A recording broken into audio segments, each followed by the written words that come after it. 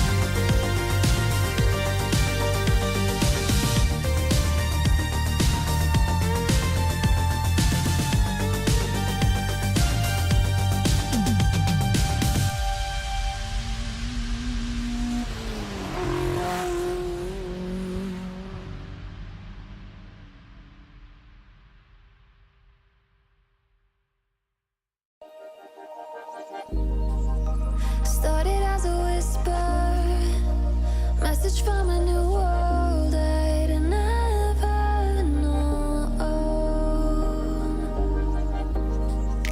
Something about it felt like it'd been waiting my whole life. Is this home? I can hear each sound calling my name, and I feel angels around when I start to sing. And suddenly it feels like heaven's not so far away. Tell me, can you hear the symphony? Panic, panic,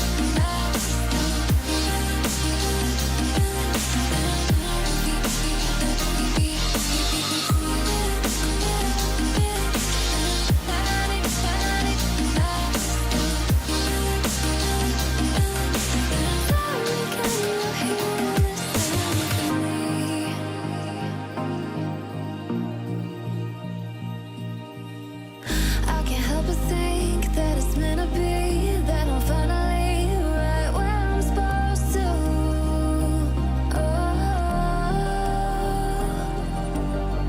If I let you into the secret, would you listen? I can hear each sound calling my name, and I feel angels around when I start to sing. And suddenly it feels like heaven's not so far away.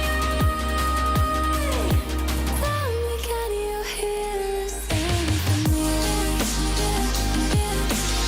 Panic, panic,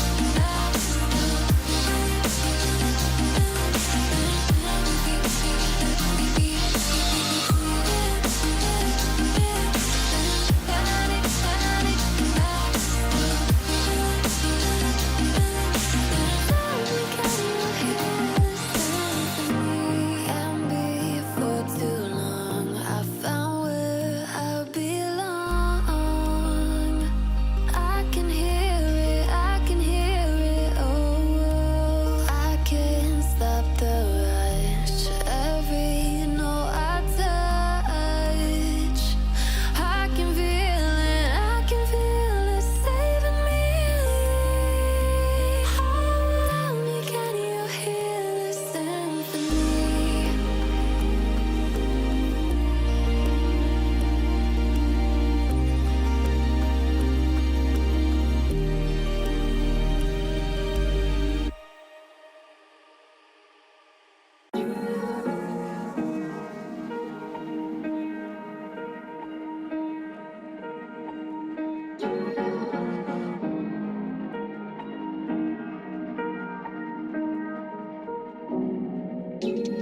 Where you look, where you touch, where you feel, yeah.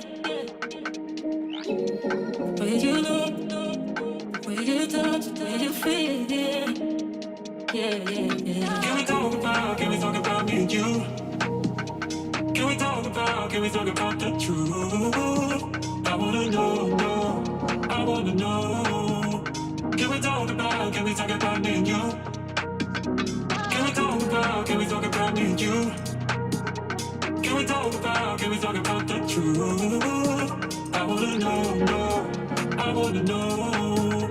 Can we talk about me and you?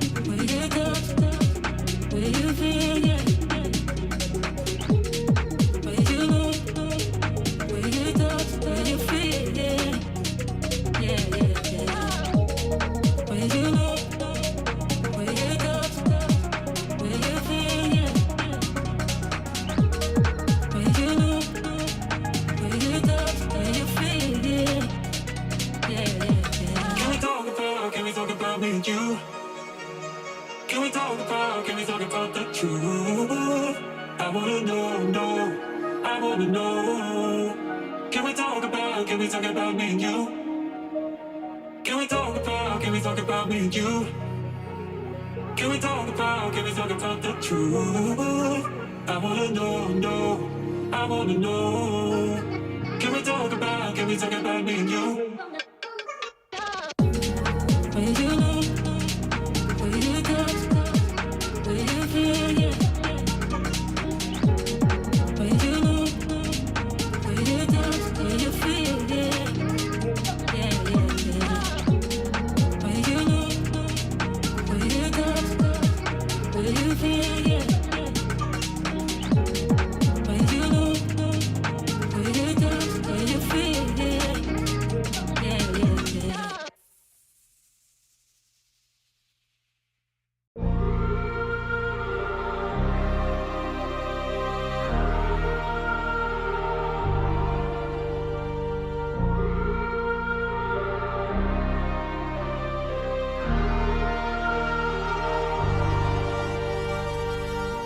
I wanna know your dark side.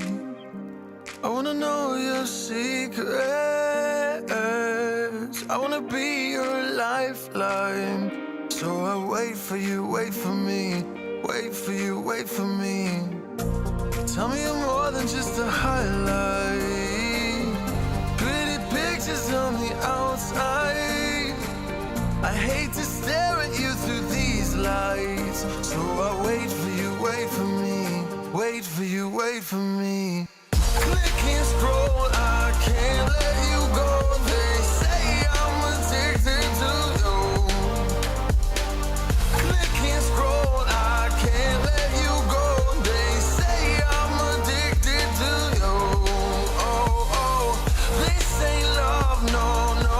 This ain't love, no, no. This is artificial. This ain't love, no, no. This ain't love, no, no. This is artificial.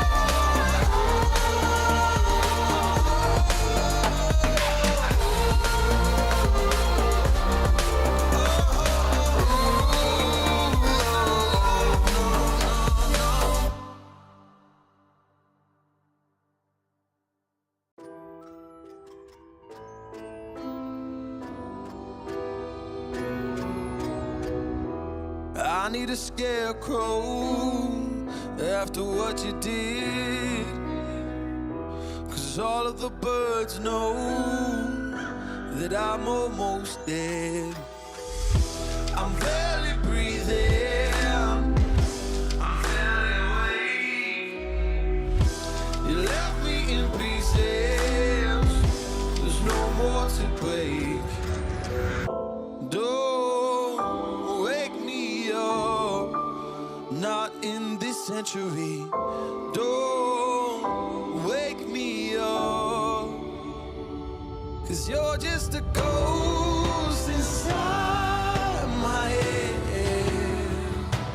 You're just a ghost, you're never there. You're just a memory on my lips, 'cause you're just a ghost inside my head.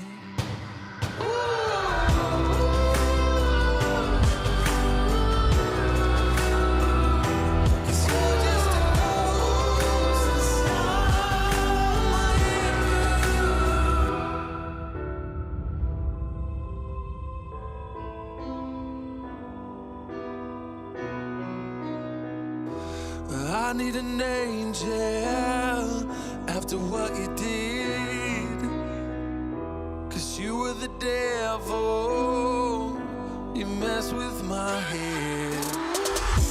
You lied to my mother, you lied to my friends.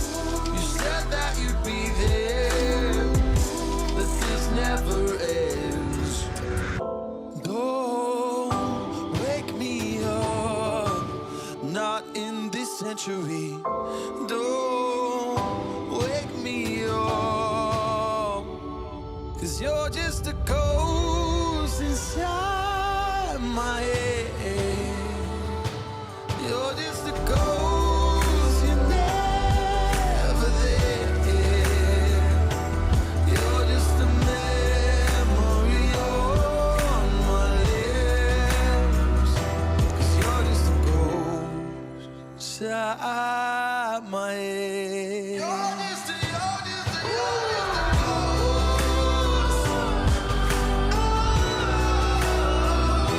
'Cause you're just a ghost inside my head. 'Cause you're just a ghost inside my head. You're just a ghost, you're never there. 'Cause you're just a ghost inside my head. You're just a ghost, you're never there. You're just a memory on my lips. You're just a ghost inside my head. Oh, you're just a ghost inside my head.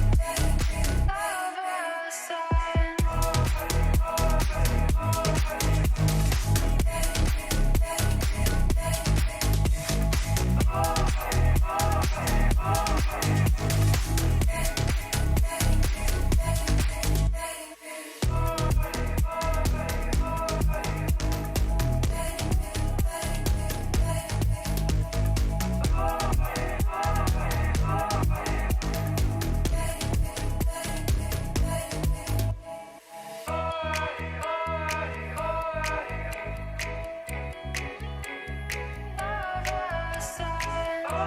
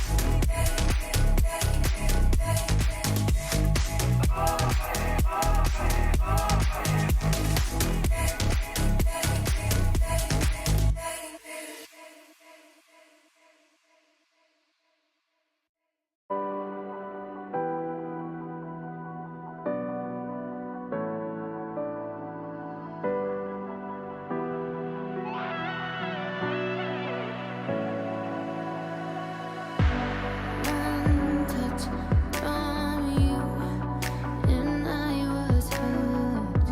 And like an addict, I can't get enough.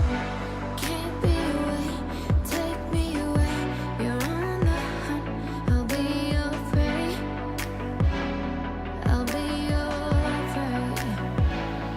I'm a prisoner, I won't break free. Gotta get a handle on me, discipline me. Nobody else but you, baby. Give me your love, baby. Lock me up, chain me. I'm a prisoner, I won't break free. Just lock me in your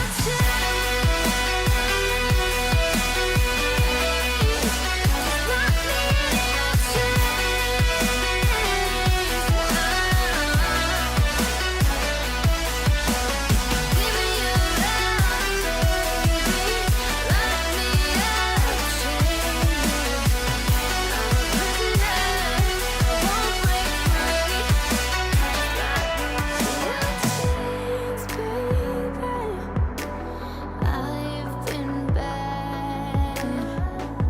I need someone to give me demands. So take me away, have your way. You're on the hunt, I'll be your prey. I'll be your prey.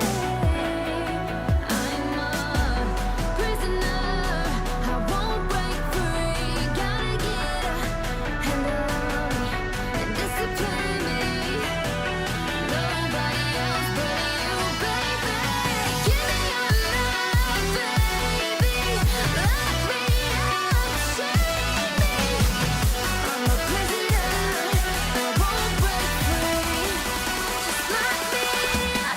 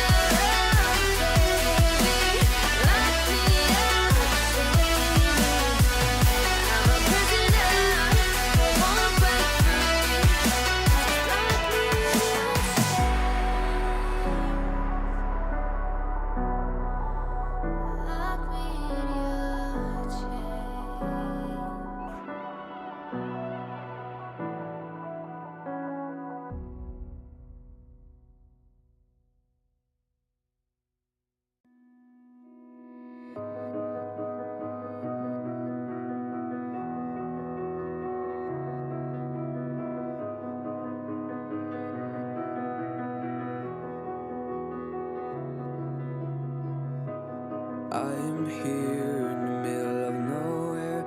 There is no there, it is cold there, but I am safe and I am warm. Although it's hard, I know I gotta keep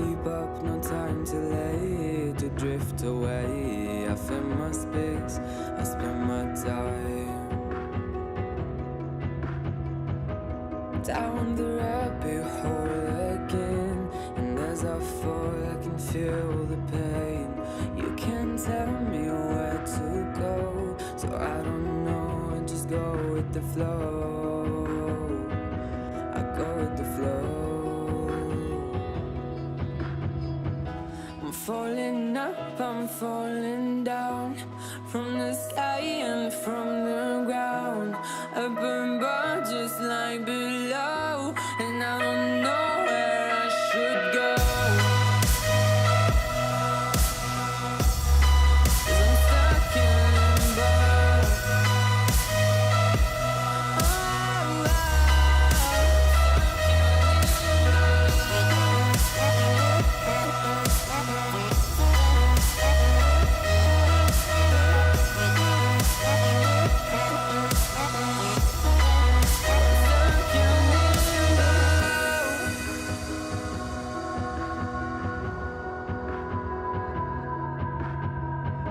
I'm out of love, but I guess I deserved it. Trying to hide, to pass you by. I'm getting down, feeling fine.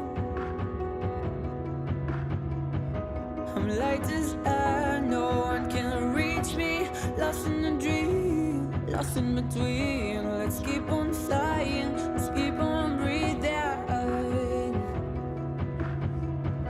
I'm falling up, I'm falling down, from the sky and from the ground.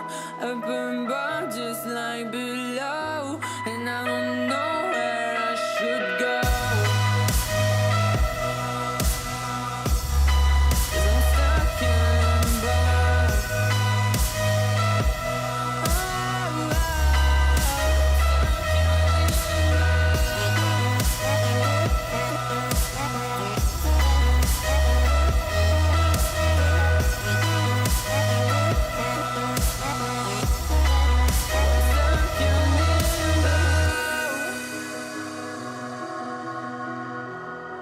Cause I'm stuck in limbo.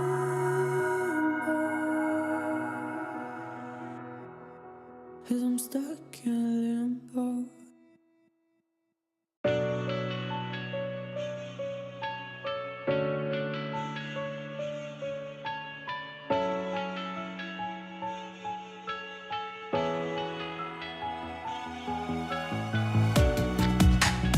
Living in the same routine, like the seasons I'm on repeat.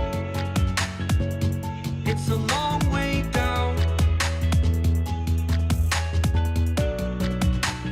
Trying not to follow suit. Don't like the color, I'll change the shade of it. I'm not afraid of it.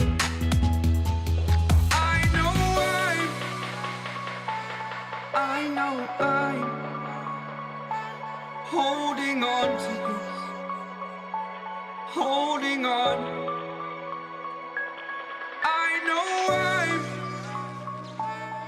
I know I'm holding on to this, holding on. Don't let me repeat it.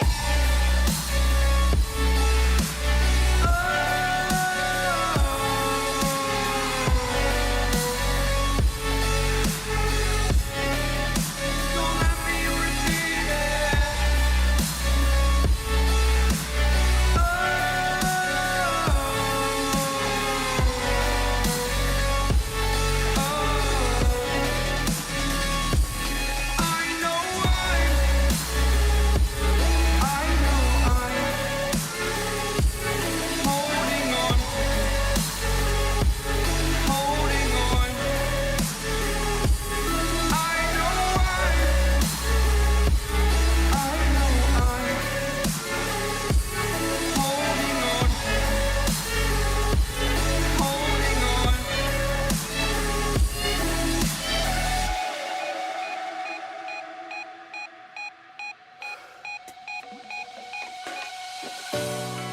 Fast forward a year or two, friends have changed, but so can you. So can you. For too long about the mistakes, while I resent, I learn to hate.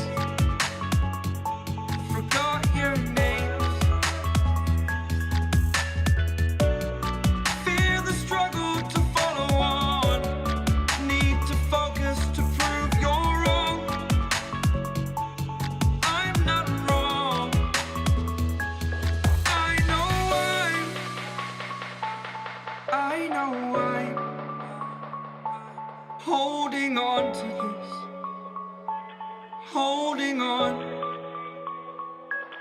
I know I'm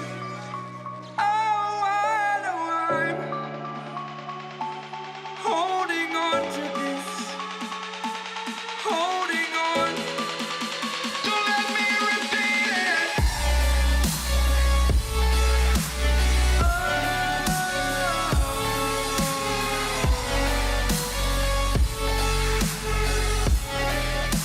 Don't let me repeat it.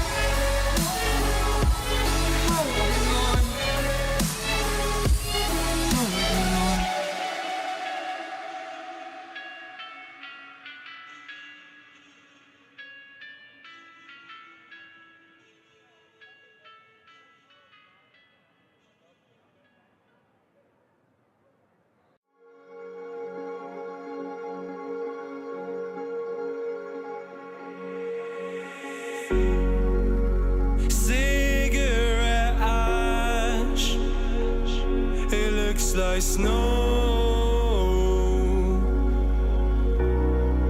When it falls in the wind, you know. And you say you wanna dance. You're wary, you know, you'll end up in the wrong hands. And you're having fun. Why don't you show your friends? And you're having fun. What if it never ends? I'm lacking sincerity, but you don't care at all. And this booze, this cigarette's trying to take me home.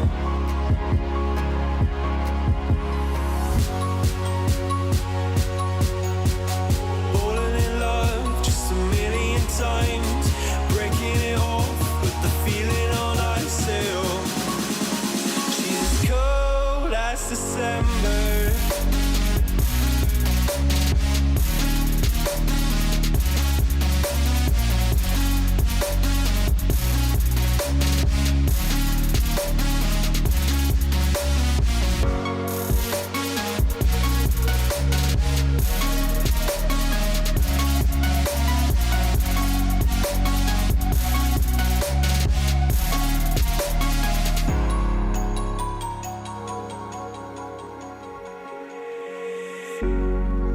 I swear I've seen you before, holding your shoes in your hands, running out that door. And you are nothing, but you say you wanna dance. And you're worried, you know, you'll end up in the wrong hands.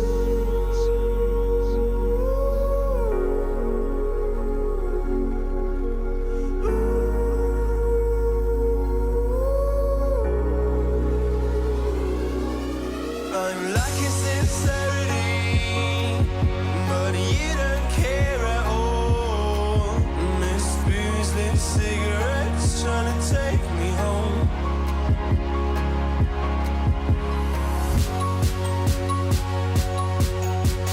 Falling in love just a million times, breaking it off with the feeling on ice. She's as cold as December.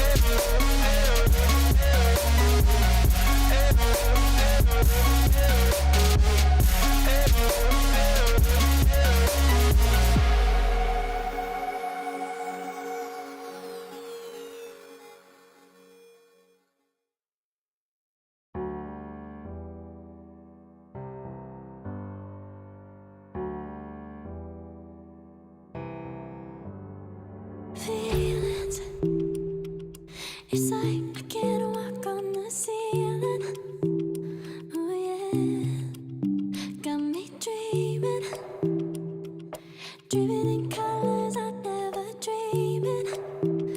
Oh yeah, I let you in deeper than I let anyone else before. Fell in love with my broken pieces, took 'em all and made 'em yours. Didn't know what my heartbeat needed, skipping out, no I can't keep score. When I lose my breath, boy, you got me breathing. Oh, every little thing you do, every time you hold me, take me higher, higher. Every little thing you do, every time you hold me, take me higher, higher. Oh.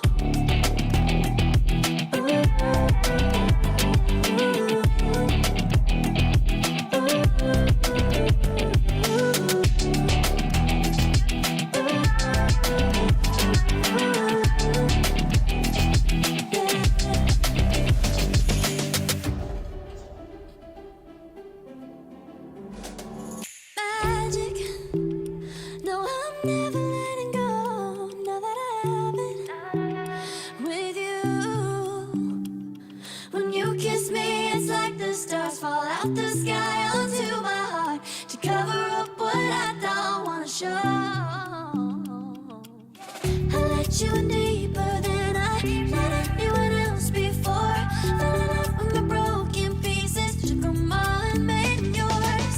Didn't know what my heartbeat needed, skipping out, no I can't keep score. When I lose my breath, boy, you got me breathing.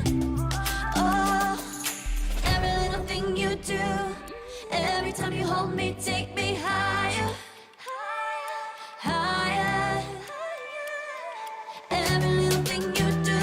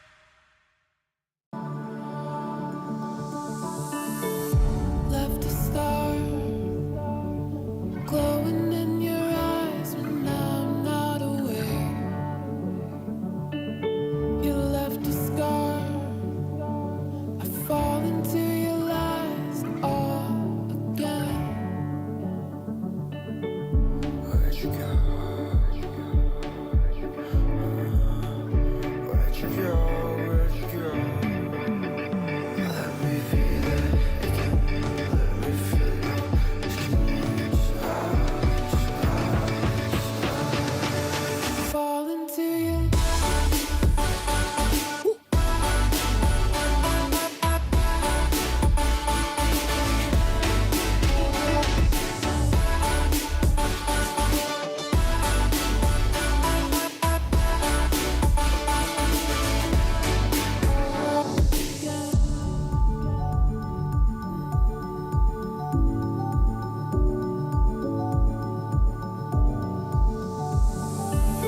I found the rain dripping down your eyes when I'm not around. I found myself, but I fall into your lies all again. Where'd you go? Where'd you go? Where'd you go? Let me feel it again. Let me feel it.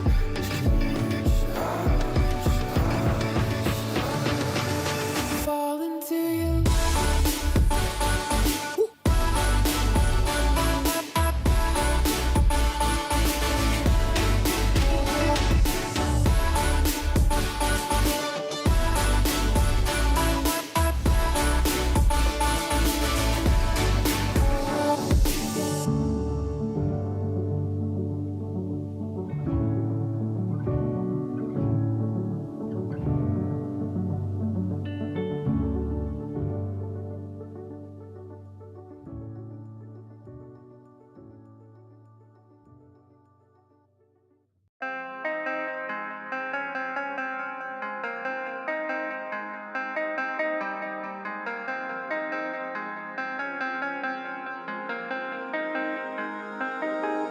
When I'm with you, I am able to keep pushing my limits and all the drive that I have. Well, I'm going the distance with you.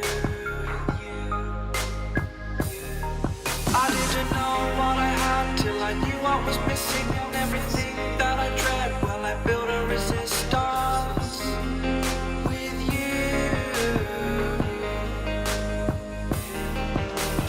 Catch me when I fall, and I'll keep you on the ground. You were gone, I wish you'd stay. I could look at you for days. Time was well spent, that's when I knew that I need to spend my life here with you.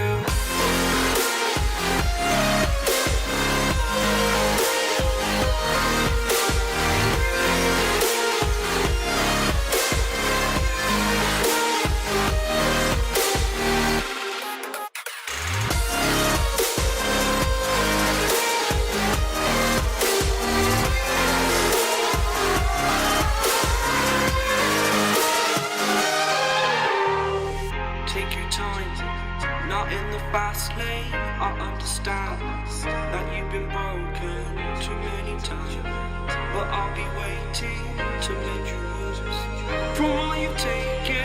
But if we listen to each other, admit our mistakes, then I can show you who I am, because I'm not the same. I'm better with you.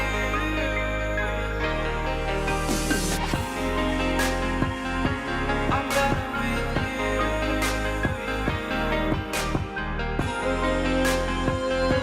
I'm better with you.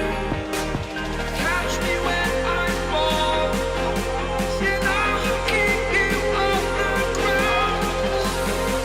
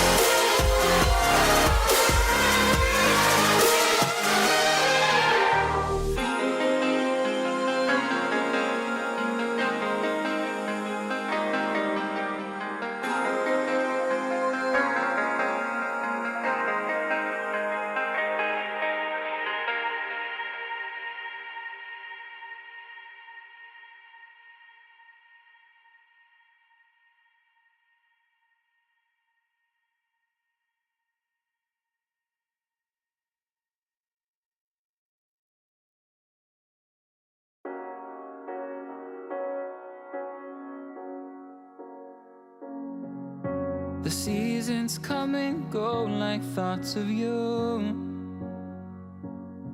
Like a wave returns to the sea, into the blue. They change but in a cycle that I can't lose. Each painful but delightful to live through. You came into my life just like another season. Not for long, just a time, just like another season. Maybe this time next year you'll reap me for no reason, but I'll cherish every day until you come my way this season.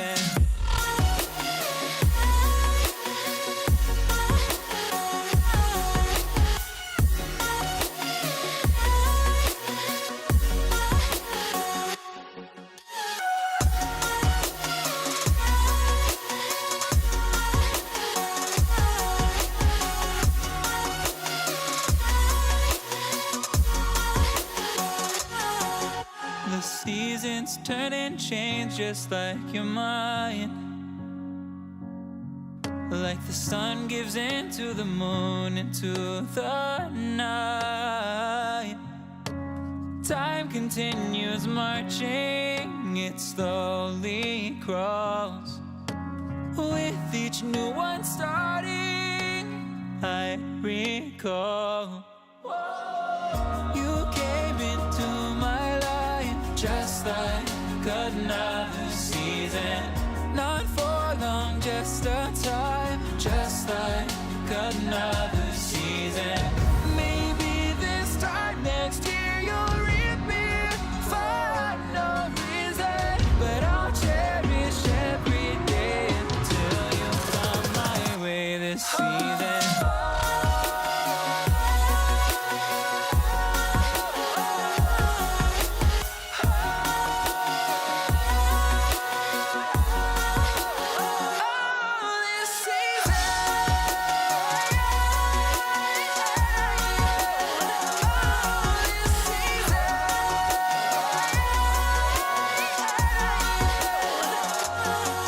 Each time of year carries memories, like a never fading whisper in the breeze. Oh, we will keep on changing all over again. Yeah, we will keep on changing, just like another season. Don't want another day without you by my side. Oh, this season.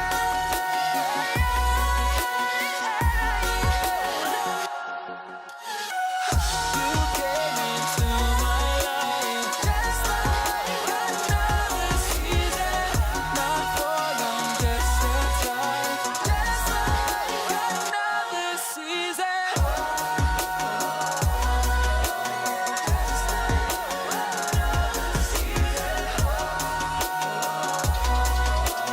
Just like another season.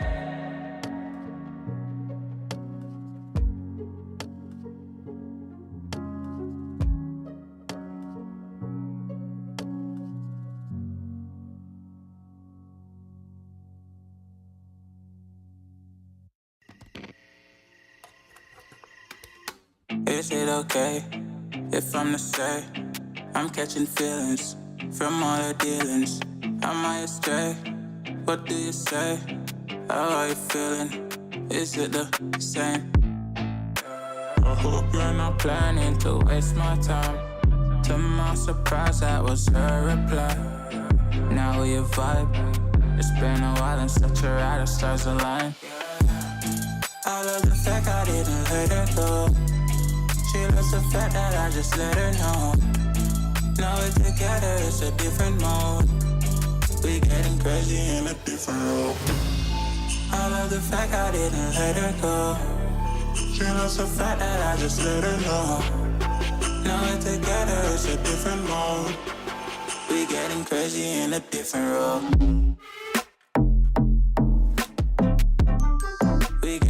crazy in a different role. She loves the fact that I just let her know.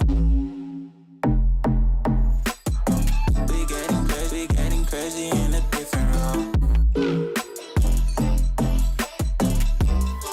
We getting crazy in a different role.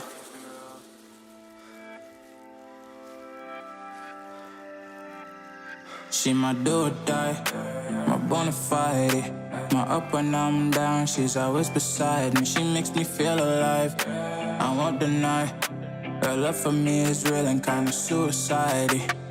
She's not the same, she's such a rare type. She's far from plain, at least in my eyes. She said if I cross her, I'll be in the grave or under attack, but yeah, that's still my babe. I love the fact I didn't let her go. She loves the fact that I just let her know. Now we're together, it's a different mode. We getting crazy in a different role. I love the fact I didn't let her go. She loves the fact that I just let her know. Now we're together, it's a different mode. We getting crazy in a different role. We getting crazy in a different role. She loves the fact that I just let her know. We getting crazy in a different role. We getting crazy in a different role. Getting crazy in a different role. We getting crazy in a different role.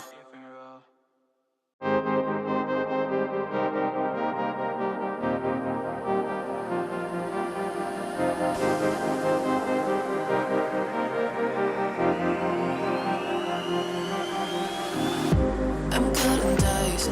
Look at these eyes. They're not here to please you. There was a time you could be mine. Before all that you put me through, I knew that you were trouble, but I let that you were bad. I'm living on this bubble and it makes you so mad. You can say hello, but I don't need you to like me. Don't need you to like me. Don't need you to like. You can watch me go, 'cause I don't need you to like me. Don't need you to like me. Don't need you to like. You can say hello, but I don't need you to like me. Don't need you to like me. Don't need you to like. You can watch me go, 'cause I don't need you to like me. Don't need you to like me. Don't need you to like me.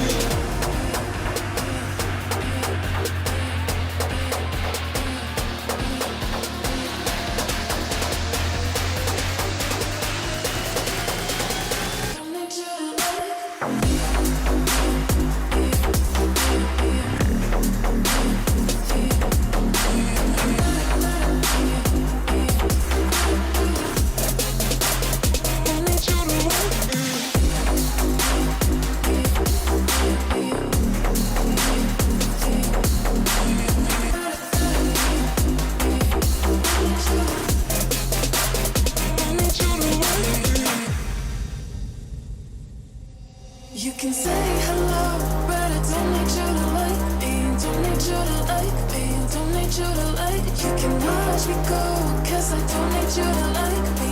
Don't need you to like me. Don't need you to like. You can say hello, but I don't need you to like me. Don't need you to like me. Don't need you to like. You can watch me go, 'cause I don't need you to like me. Don't need you to like me. Don't need you to like me.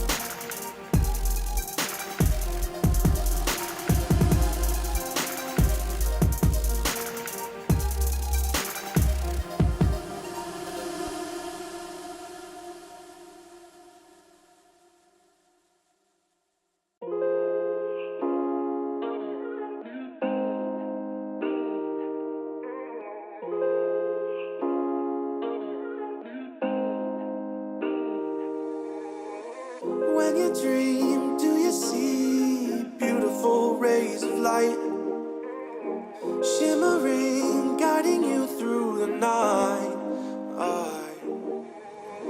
I know it feels like the night's getting longer and light is harder to find.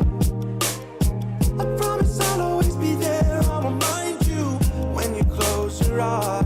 If they send for me tomorrow, even if I leave right now, you'll find comfort there in knowing whenever in doubt, you can find me when the lights turn out.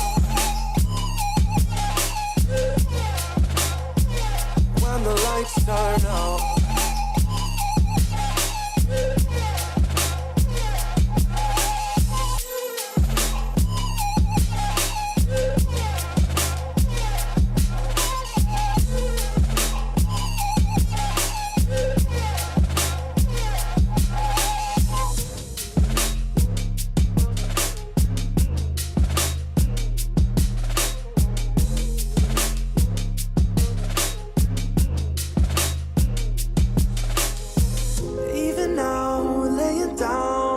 Hundreds of miles away, I can see you and me like it was yesterday.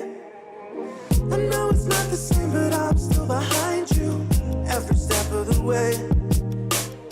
Look in yourself and I'll be there, I can guide you. All the love is the same. If they send for me tomorrow, even if I leave right now, you'll find comfort there.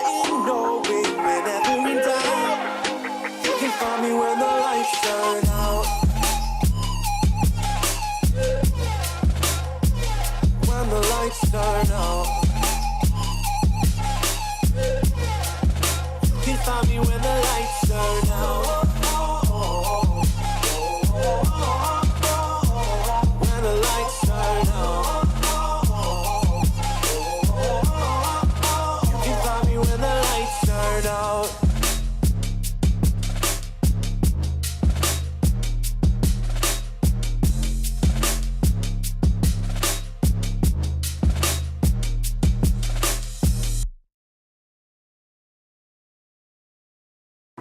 I need a second to take a breath, to keep me guessing with what you said. You're in my head. We're under pressure, we're sinking deep like stormy weather. Can't seem to breathe when you're with me.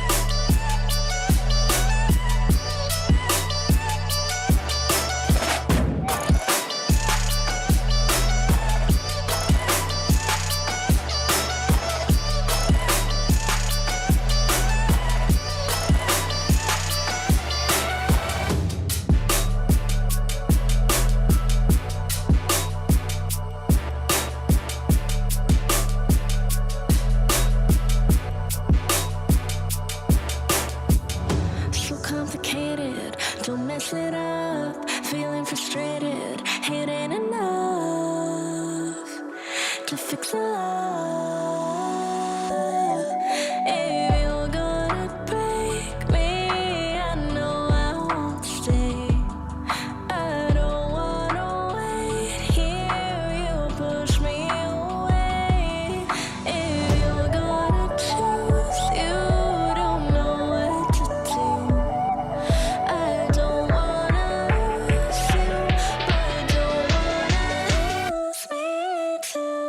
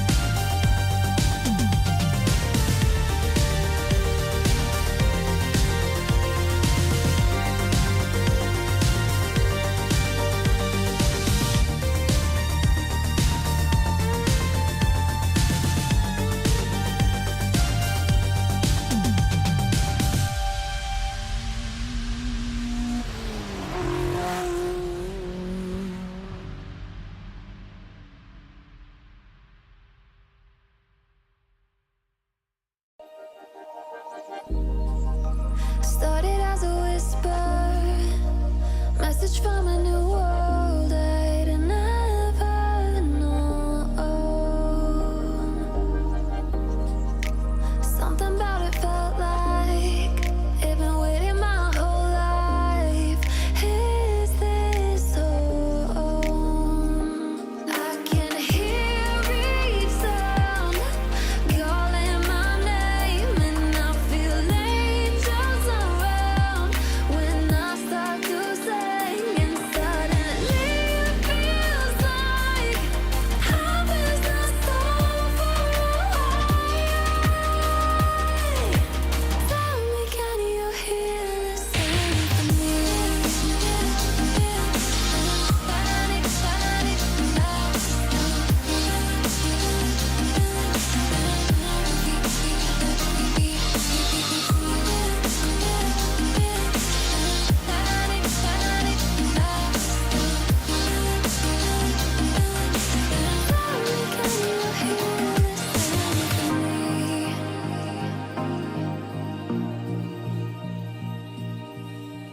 I can't help but think that it's meant to be, that I'm finally right where I'm supposed to.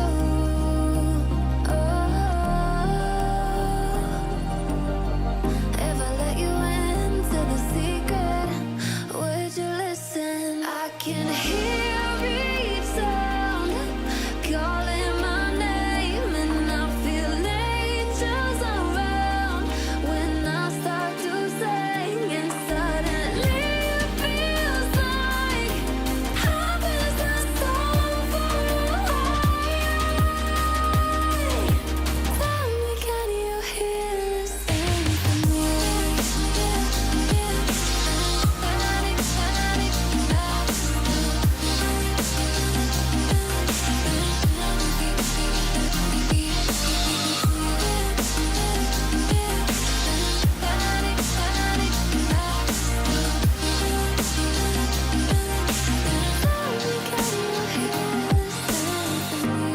And before too long, I found where I belong.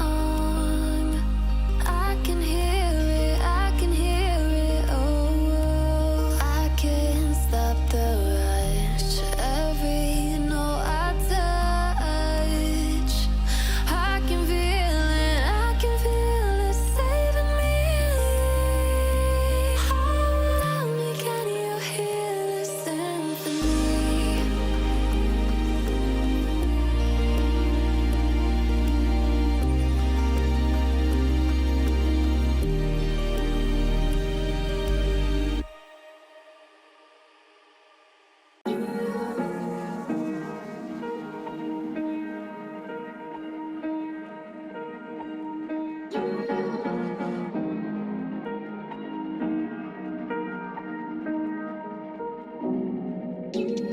Where you look, where you touch, where you feel, yeah.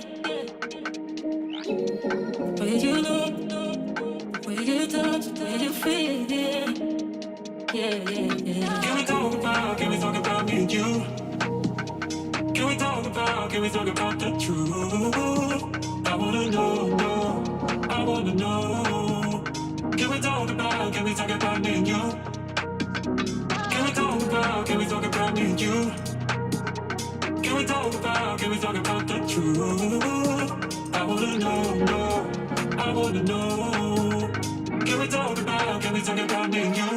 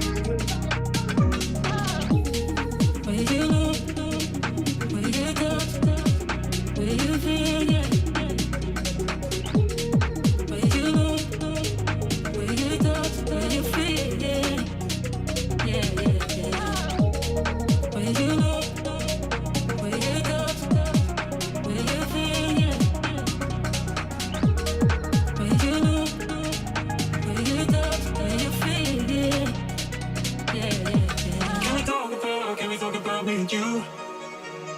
Can we talk about the truth? I wanna know, I wanna know. Can we talk about me and you? Can we talk about me and you? Can we talk about the truth? I wanna know, I wanna know. Can we talk about me and you? When you look, when you touch, when you feel, yeah. When you look, when you touch, when you feel, yeah. Yeah, yeah, yeah. When you look, when you touch, when you feel, yeah. When you look, when you touch, when you feel, yeah. Yeah, yeah, yeah.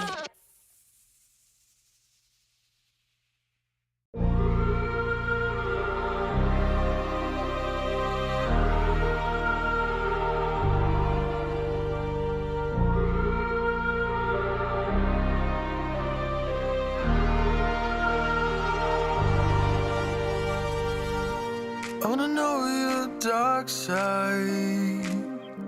I wanna know your secrets. I wanna be your lifeline. So I wait for you, wait for me. Wait for you, wait for me. Tell me you're more than just a highlight. Pretty pictures on the outside.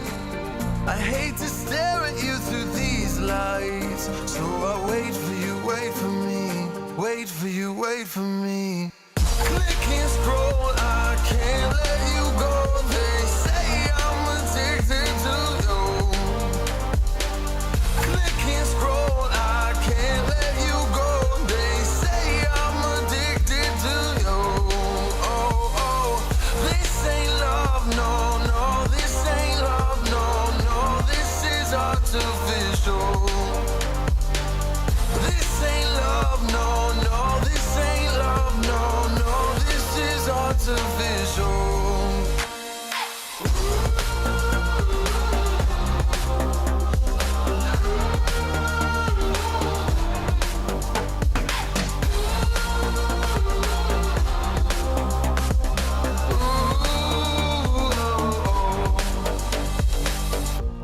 I wanna know you inside and out.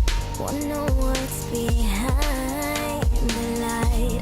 Wanna feel that real love from within.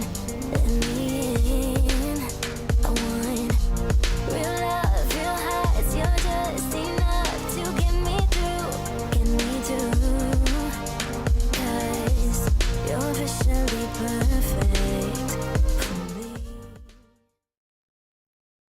Welcome back, everyone, to NECC. It's week 4 time, in case you're curious. I'm Hell Monkey Man in the booth alongside the masked wonder himself. That's Mitch Mosey coming at you loud, proud, and right now. Mitch, how you been? It's a wonderful Friday. You maybe were dreaming and scheming, but now we got you memeing here in the booth. How you been? There's no better time to watch Rocket League than right now. Don't be deceived by the mask. This M is not for Mitch.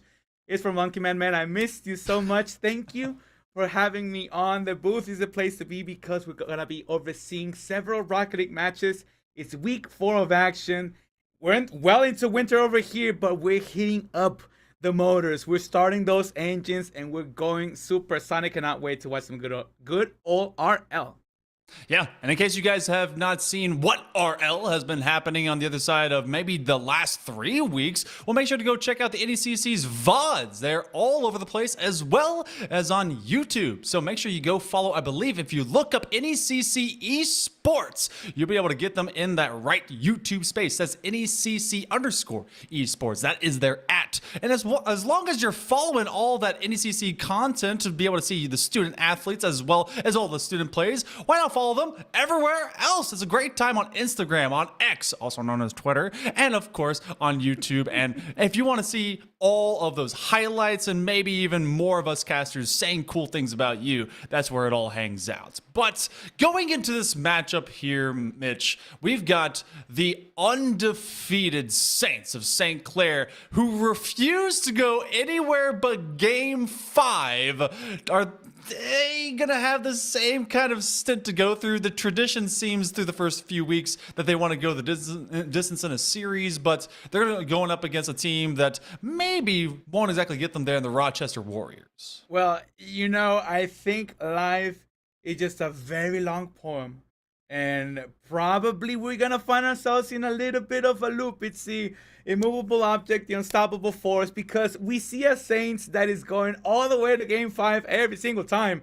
We're also seeing the Rochester Warriors who don't finish in 3, don't finish in 5. They do it in 4. Win and loss. They're 1-1, 500 record, which is fine. You know, it's early in the campaign. The thing is, though, the best strategy that you got against these St. Clair Saints is, of course, avoiding the series going the distance. If you finish it in 4, even if it's an L, heck, you've done your job.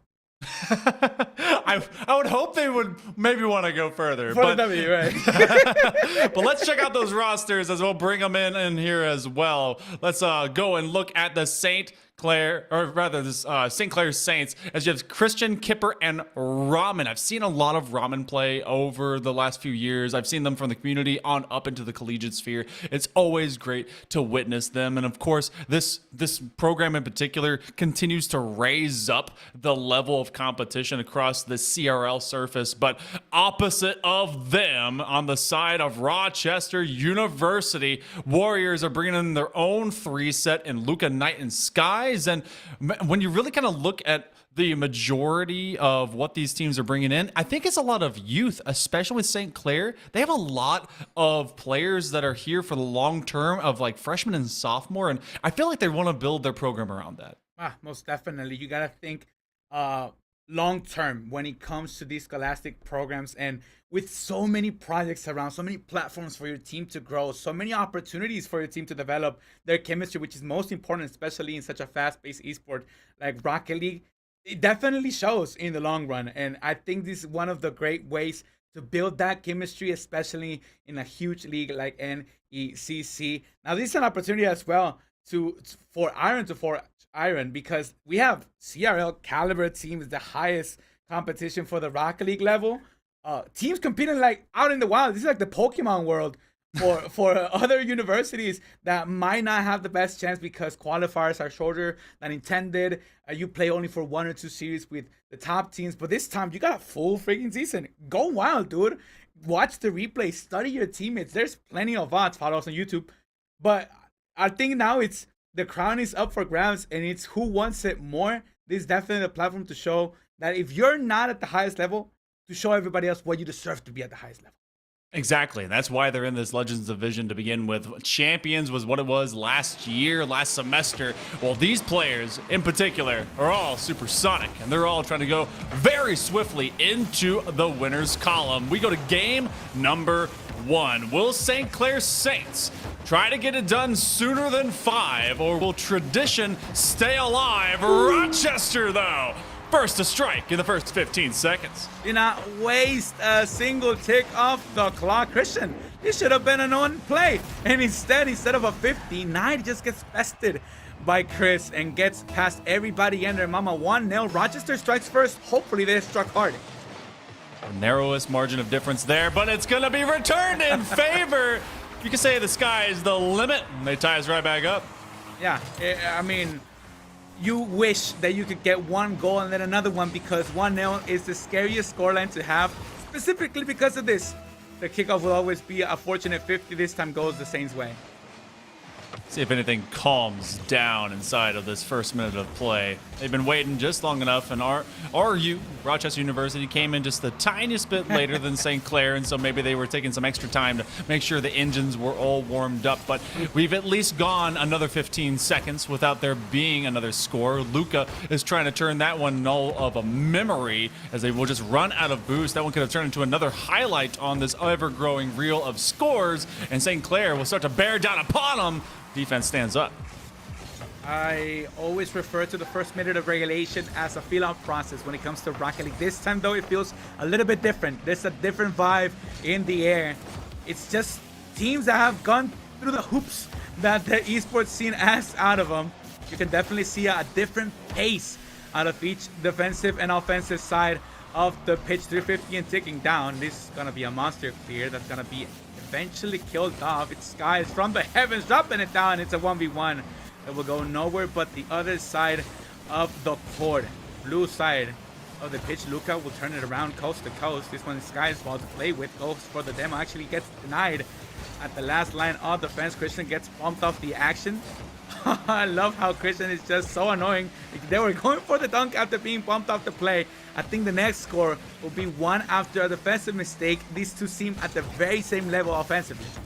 Just to give you guys a kind of a look in, we do have Rochester and St. Clair labeled oppositely. So in orange is actually St. Clair and in blue is Rochester. However, you know, that would be lovely aesthetically to fit together. We currently have them in opposite, which really is kind of interesting to see that St. Clair did strike first. Rochester then were the ones that were able to get right back into the midst of it. So I like that kind of style, and like you've been talking about, Christian has been that annoyance factor, and it looks like St. Clair is trying to be able to puncture their way back upfield and force Rochester to have their backs to the wall. That insistence is gonna be key, especially in longer games than usual. That would have been a dagger. Oh, holy moly! Skies is doing God's work inside of those sticks. Those could have been the easiest goals for St. Clair, but instead you keep it even, Steven, 1-1 as we approach the second half of regulation. This is starting to smell like overtime to me, Hell Monkey Man. I'm not gonna lie. I would love to see some free Rocket League, but I don't think these gentlemen would like to go further than intended. Luca from the side of the wall will try to get past one, gets past Christian. We'll try to get past another.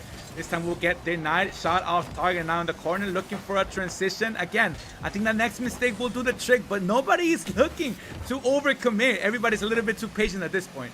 So you've been talking about banking on these on mistakes, and really when mistakes do come up at this level, they are glaring, but the window for them exists for all of a second because of the speed and the velocity that these teams and these players are currently traveling at. So if you're going to capitalize on it, you really have to be pouncing upon opportunity. And St. Clair, though they have let the window open a time or two, they are really able to cut down on the gaps that present themselves. 90 seconds to go, Mitch, and Rochester seems to be really pushing the limit, looking for a redirect. Just can't get it on target. Every time we see a gap open up enough for another score to hit the bottom of the net, it's just, again, that hesitance out of the offensive side. You don't go for the shot. You don't go for a full commit. You actually just stalling a little bit, and the hesitation is getting the best out of both teams so far. A little over 60 ticks to go. Christian with the ball in the corner will get bested by the clearance. Skipper cannot control that one.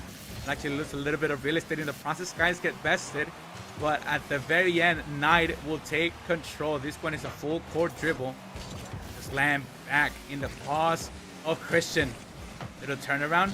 U-turn will actually do God's work. This is Knight who could drop it down 50 right above the box. That's a great defensive stop. It could have gotten real ugly in the last third of the pitch. This could be a shot incoming. Just another clearance. Knight. Again, it's so annoying because they're insisting on one approach, and that's just shoot, shoot, shoot, think later. Oh, that save made him go shoot, shoot, shoot, get this one away from me. Last 36 to go. Shoot, shoot, shoot, starting to sound like a dance, and all the tune and all the rhythm is getting a little bit discordant with 15 seconds remaining. St. Clair, they've been able to return some of these pressure plays, but Rochester's had it a little bit more recently. But right heckin' now, Kipper will lose control, work for the 50, give one extra look over to Rahman, who has to retreat. They get that corner boost steal, and now they think about it. Do you keep this ball up? This is actually a passing play. It will hit the grass. Rochester decides that one was going to get 2 out of source and 2 out of hand, and we go to bonus Rocket League. I think this is where we're going to exist for a long time. Funniest thing is that neither goal was worthy of a W. It was a kickoff goal and then a defensive mistake that just slipped past the last line of goals. And now 1-1. You gotta score first and you gotta score quickly. Ramen will do just that instantly, some might say. St. Clair steals game 1. First 15 of regulation goes to St. Clair. First 15 of overtime goes to St. Clair. The Saints are marching in.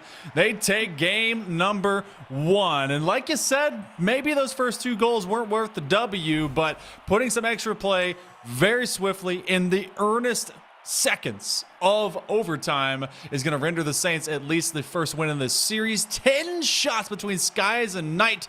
Luca, they want to join the party sometime. They're playing perfect defense, and let me tell you why.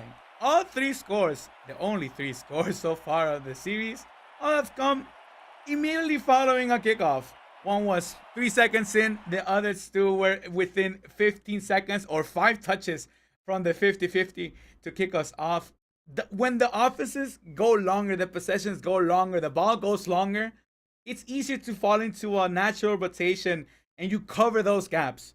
But when you're barely getting started, and this time for St. Clair's pleasure, they are getting those gaps punished. They see those gaps in the defense very early on, like you mentioned, in the first couple of touches from the start of the game to the start of the overtime. They know how to finish the job early. You don't want Rochester to get in their rhythm then. Yeah, no. Rochester looked dangerous when they were actually able to get in their proper rotations. And St. Clair, well, they've been able to surprise the Warriors a couple of times. But I want to see how this persists when the offense is kicking in regular gear. But we go to the first 15, which apparently is the scariest, and at least for the Warriors. And right now, no one has been able to score. And this actually could be a time for Rochester to start setting up shop one more time before Christian just buckles it up from the middle of the pitch. Overtime is anybody's ball game, but we've seen this rule across all Rocket League competitions. You strike first, most likely that you're gonna take the dub. St. Clair, prime example of it. They're trying to do just that. 1v1 action. The dribble will go past at least the last defender. The rotation will come in handy. Ramen, the man of the hour, will put it up. The lob won't be successful. Luca, any real estate finally will get caught off by the rotation. Neutral 50-50 sneaky pinch. Get it out of harm's way now. Skies 0 in the tank. It will give possession right back. First minute of competition. This is probably the slowest minute of competition we've seen so far out of these two rosters. Yeah, this has been a lot of really kind of boost control from the perimeter. You've seen the prioritization of St. Clair to be able to get that defensive rotation back, but they are also stealing what Rochester has to use in buckets from their own back line, and that's boost. So finally surviving a lot of the early onslaught and then looking to prompt themselves up from the midfield line. 90 seconds have come and gone, and that's a big demo by Luca, deleting at least one defender, and that's going to come back right back out, and that's a good look by the defense of St. Clair as they got rid of the potential threat. That was a great screen to create some separation between the ball and the defense. The thing is, the Knight's touch, a little too long for his taste. He did not like that he booped the nose of his car, and it got really far away from any threat whatsoever. 3 minutes on the clock. Skies with a flip reset, looking for the double, but the crossbar will be contested immediately. Getting this one away from the net. Christian, middle of the pitch, looking for a 50. That's a great way to get something going. Maybe a redirect back pass. That's cheeky. I cannot believe that the confidence behind that ball. Luca cannot get a 50 out of that one. That one will go to the side of the wall. Sideline, coast to coast, actually covers the whole entire pitch. And recovering back to the middle of the court. It's gonna be a double attempt. They're going for that backboard, but it's just Rochester's defense standing strong. If there's anything that you can say to St. Clair, it's confidence. Being able to look for expeditious back passes and really be of no issue for them, and being able to use the entirety of the field to really manifest them. Luca is going to be looking for Knight, but already being well read straight up into the stripes. It's a 2v1 Islander situation as they are isolated on that goal line, and you've been seeing the same rotation by the Warriors. Timer 2, one extra touch, looking for the bump. An air dribble bump, it was not to be. Working from the side, maybe off timing, off pace. Knight can't get more of it before it becomes a breakaway. Looking for a hook shot, top shelf, and it goes off the crossbar. The Knight, that's the fourth member for the Rochester squad. The crossbar did God's work, putting that one out of harm's way. But how long will that last? We're about to enter the 90-second zone with Goosex on the board. It's starting to smell like we got golden goal without an OT. Next one could do the trick. And he could move St. Clair onto match point. Clearance by Luca. This one will be immediately brought back. Knight in the corner. Who's going to go for this one? Again, long touches. We're playing boomer ball. John Sandman will be a very happy man with this series. Ramen lofts it up to the middle of the pitch. Knight will take over. Again, we'll just give it right back. Possessions are 1-2 touches. There is a lob. Luca has to go up. Nobody behind that ball, but you can never be too careful, especially in the last minute. Boomer ball might have been, but it's also been in these pockets of both contentious as well as open resistance. Rochester has been absent from it a couple of times, and St. Clair has been waiting very avidly to go and pick up some of these larger, more powerful chunks of yardage. Christian is going to put it into the corner, but again, everyone very loose on boost. Rochester's not been able to go upfield with more than 50 in the bucket. Kipper to Ramen. Christian is going to try and stand it up again, and now it's going to be a double commit. This is actually going to be taken advantage of by St. Clair, but still, look at that clearance lane, able to just drop it in the gap. Oh man, I'm feeling a tingling sensation down both of my arms, and trust me, I'm healthy. A very healthy man. It's just that Rocket League gets me going. 17 ticks to go. It's starting to smell like overtime. Oh, the redirect won't come through. Luca with the save to put this one away. 10 seconds on the clock. It's the last advance, but whose ball is it gonna be? Rochester will get denied in the second third of the pitch. We're about to hit 000's. Ball will hit the ground and could be back-to-back overtime unless Knight makes some magic happen in the corner. Skies won't be able to cover it through. 000's. How about 5 zeros in a row? It's overtime twice now in the series. Oh man, you guys have been getting gifted some bonus Rocket League, not just the previous series, but this time double it up. Hopefully for the Warriors, they could tie up this series and we could go beyond to game number 3. But St. Clair, they've not given up anything either. From the sidewall, Luca will contend. That's actually a huge win. And Skies thought that they were going to go to that sidewall as well. If they've been able to just have their nose leaned into the stripes, maybe something different would happen. We go through the first half minute of play. St. Clair, maybe a gift, and that goes to the sidewall. Oh, again, it's going to have to come down to a cheeky play, something that catches you off guard because both teams have played perfect Rocket League so far. 5 minutes scoreless. After a very low-scoring game number 1, the meetings are going to keep getting better and better. This cheeky play is what I'm talking about. Luca gets past 1, now past 2. Knight will get bested in the 50 game. Here comes the push. St. Clair is looking for that special gap where they get the ball given right back, but nothing too dangerous. Christian will try to kill this one in the middle of the pitch. Gives it right back to Luca. Again, they're covering every exit route. Ramen will just kill it right back to the pitch. It's going to be a high mechanical play when there's no one left to defend. We've seen Rochester slowly giving up the goat to that back line. Ramen is going to be tossed aside. Didn't have much in the way of boost anyway, and you have Knight floating around looking to get a demo or a bump onto the defensive line of St. Clair. Now Knight up top, got the sword out to swing, but it's going to be the shield that has to be brought up instead. Luca sticks around, and it's all of a decoy play. Skies was trying to just jam that one through in a bullet time type event, but we've gone through 100 seconds of bonus Rocket League, and no one's been able to score. Servers are people too, because that was a nasty take on that shot. If it would have been a goal, it would have been anime quality. It's a little fake when you think it's going one way. Maybe looking for the flip priest, it's just a clinger. Top 90, but still safe by the St. Clair squad. The Saints cannot escape their half at this point. 2 minutes plus of free Rocket League. You're watching NECC's week number 4. Who's going to come out on top? St. Clair does not want to lose their undefeated streak, especially if they can move on to match point right here, right now. It's a 3-point advance. The Trident starts moving forward. Christian will look for a pinch. Will get it, but a little bit farther away. Waldosh. A little. Ooh, Rizzo would be scared. It's spooky season with that. Whoa! Dash double to the bottom right corner, but still denied. Knight will go towards the silent 100 yards cover, looking for a 50. This could be a shot opportunity! And Sky steals it and ties it up after a scramble near inside the box. It will be too much for St. Clair to handle. 1-1 in the series. Knight was the one that made that one possible and forced the defense of St. Clair to get confused. He took the outside lane and acted as if he was going to go and touch the ball one more time, but allowed the first defender into the corner who was rotating to post side to ball side. They put too much extra heat behind it. That made the second man miss from that sidewall, and the ball came far out into the striped box. So a shooting opportunity became, and it was just way too much heat for anyone to pick up. And Rochester University, they're able to tie things up, and guess what? We're at least guaranteed 4.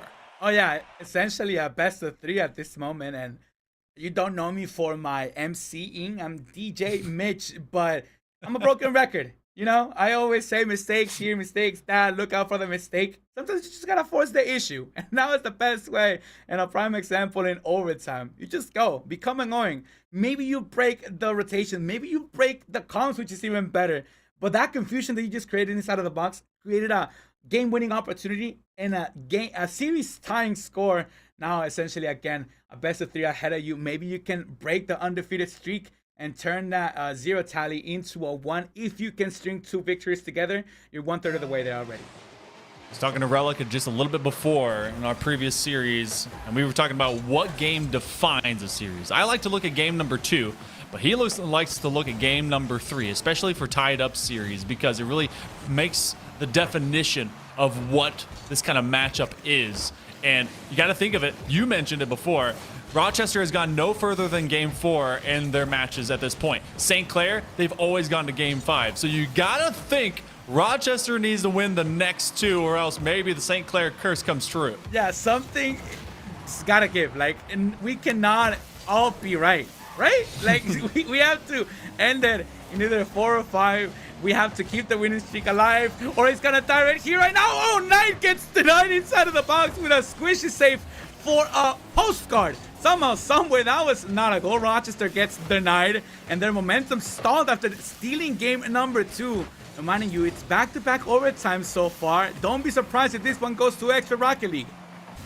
We've been counting up the extra seconds so far.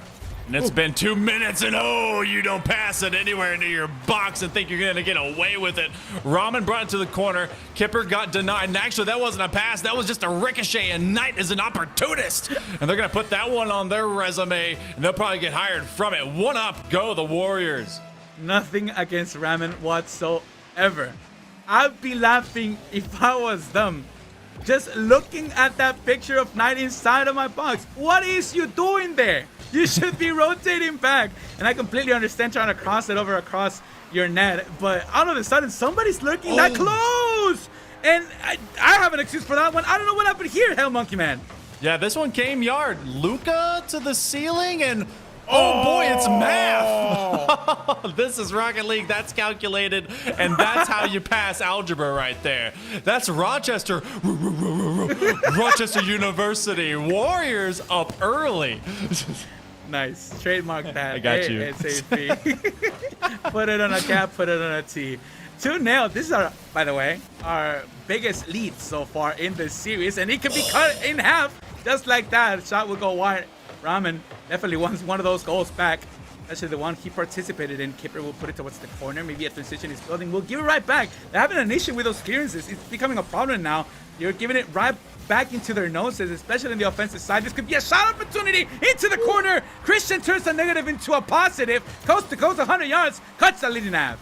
Christian, smooth as hot knife, meat butter, and Luca left chasing it. That was in transition, hitting the corner, and swiftly just turning it off their hood as if it were just like a fish to water. My goodness. All right, cutting this lead down after maybe the slightest ricochet of mistakes, but Rochester has been able to turn just physics into their greatest ally. And St. Clair, you know they're measured enough. This does not bother them as of yet, but I want to see how they really drum up the next. You're a warrior, you're a saint, you're a Rocket League enjoyer. Just sit back and watch and have a good time. This series is so much fun. And I'm just in the booth. I cannot even imagine how it feels to be playing in it. These fellas are going at it, and they're clipping each other left and right. Air bump shot. Follow up. 3 times the charm. No! Crossbarring out. Somehow, someway, it's still a 1-goal lead by Rochester. Here comes the extra push. Maybe one more time does it. Maybe we can rewrite history and change the saying. Maybe 5th time's the way to do so. This will be a drop down double attempt. Backboard will not be uncontested. Keeper is rotating all the way back. It is a last effort because the push is dying down. Somehow, someway, Rochester survives. Knight immediately calling off his support system of both Luca and just looking for a second opportunity as they got that extra flick in the midfield. With 100 seconds approaching, St. Clair finding a very, very steep and very layered defense out of the Warriors. Nice. All shields up, ready to go. That one clangs off of the crossbar as Rochester continues to put chance after chance around and on top of the box. Have no idea what's going on. I should have eyes on the ball at all times. We're in the booth, god dang it. Like, why are we missing this? Knight somehow, some way finds an open net. I think a demolition led the way. It's a 3-1 ball game inside the 90-second zone. Luka! Missile. Yeah, that's a Predator missile mixed with a Superman punch. Just rocket-powered Superman flying at you and destroying your car. I hope you had insurance because that premium is about to be really high. Kipper and the gang for St. Clair with less than 75 seconds to go need to find a 2-punch combo to land it. Knight left in an awkward position and Vice for the squishy save. Out of position and Christian keeps them going. Oh man, and that is just a little overconfident out of Knight. You could definitely just backpedal and stop the ball. The thing is, though, you don't know who's coming behind you and how close that follow-up will be. So I totally understand the squishy attempt that will ain't you back to square number one. Trailing by one sole possession, St. Clair can definitely pull this one off when you thought it was all done and over. In the final 60 ticks to go, Saints are still in this one. Coming from the back line, looking for options. Christian is going to be very deep to their right and looking for the 50-50. Guess what? They found it. Oof. Most often do. These reads are so good, but Roman and as well as Kipper a bit too far up. Great 50 on the turnaround, big bump, and now it's up to Christian. Can they get a hat trick to be able to get this game righted for the Saints? 30 seconds approaching here, Mitch, and the Saints are just not out of it, but Rochester needs to put them away. My inner child is so happy. This is such a great series, and we're just in the middle of it. Hopefully, we go the distance, because I want to see this until the day that I die. Kipper will actually go back. As the third man in the rotation, Roman will try to set it down inside of the box. Cannot get something going. Great 50. Nobody home for the follow-up. It'll be just a easy lob from Kipper. Half of these goals, Monkey Man, I do not understand. We got a tie ball game and most likely a third OT in a row.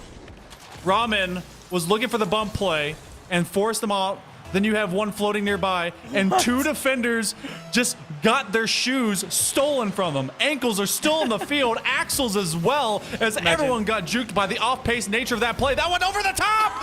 Knight in the corner, and Rochester right back on top. Oh, brother, you cannot make this up. A better shot could have not been shot. Not today, not in a decade. The way that Knight was poised, eyes in veins, will get the minimum lead. With less than 10 ticks to go, St. Clair needs this ball and needs it right now. 3, 2, 1. You're in the wrong side of the pitch.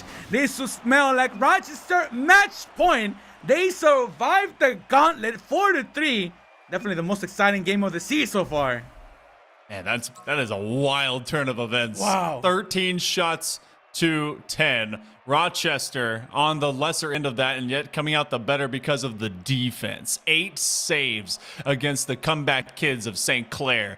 But still, this is what we were talking about. Tradition either has to continue or has to break now for the Saints, because Rochester has only ever gone to game 4. If they can win this next one, they'll have turned that undefeated streak into a single blemish. But what do you think about the Saints? They were fighting back strong.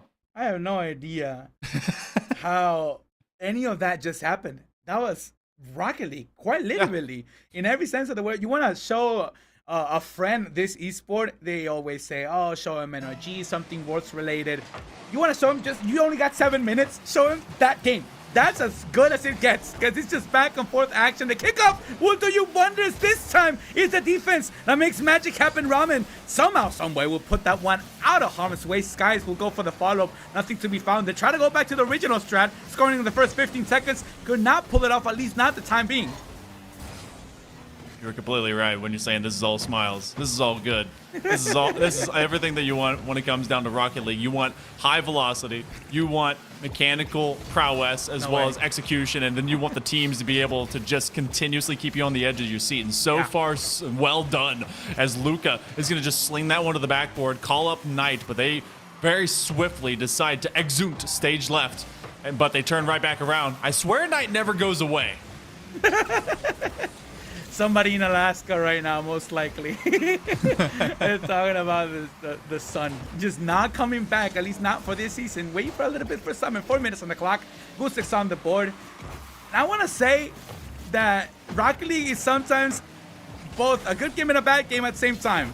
Last one was our high-scoring meeting of the series. I believe this one will be a sole possession. I think we'll go goose eggs or either overtime, but I think because we got such a heightened offensive experience, we're gonna bring it back down to a just one sole goal, and it could have been that clinger. Here comes the follow-up. The defense standing strong, but it took 3 cars to stop that flip reset at Van Snyder.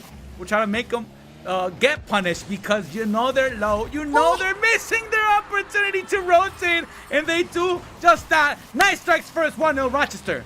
Rochester turning St. Clair into the duality of Rocket League. They become statues and then they go too fast, too furious. Speedy Gonzalez going the complete opposite direction as they juke them from underneath.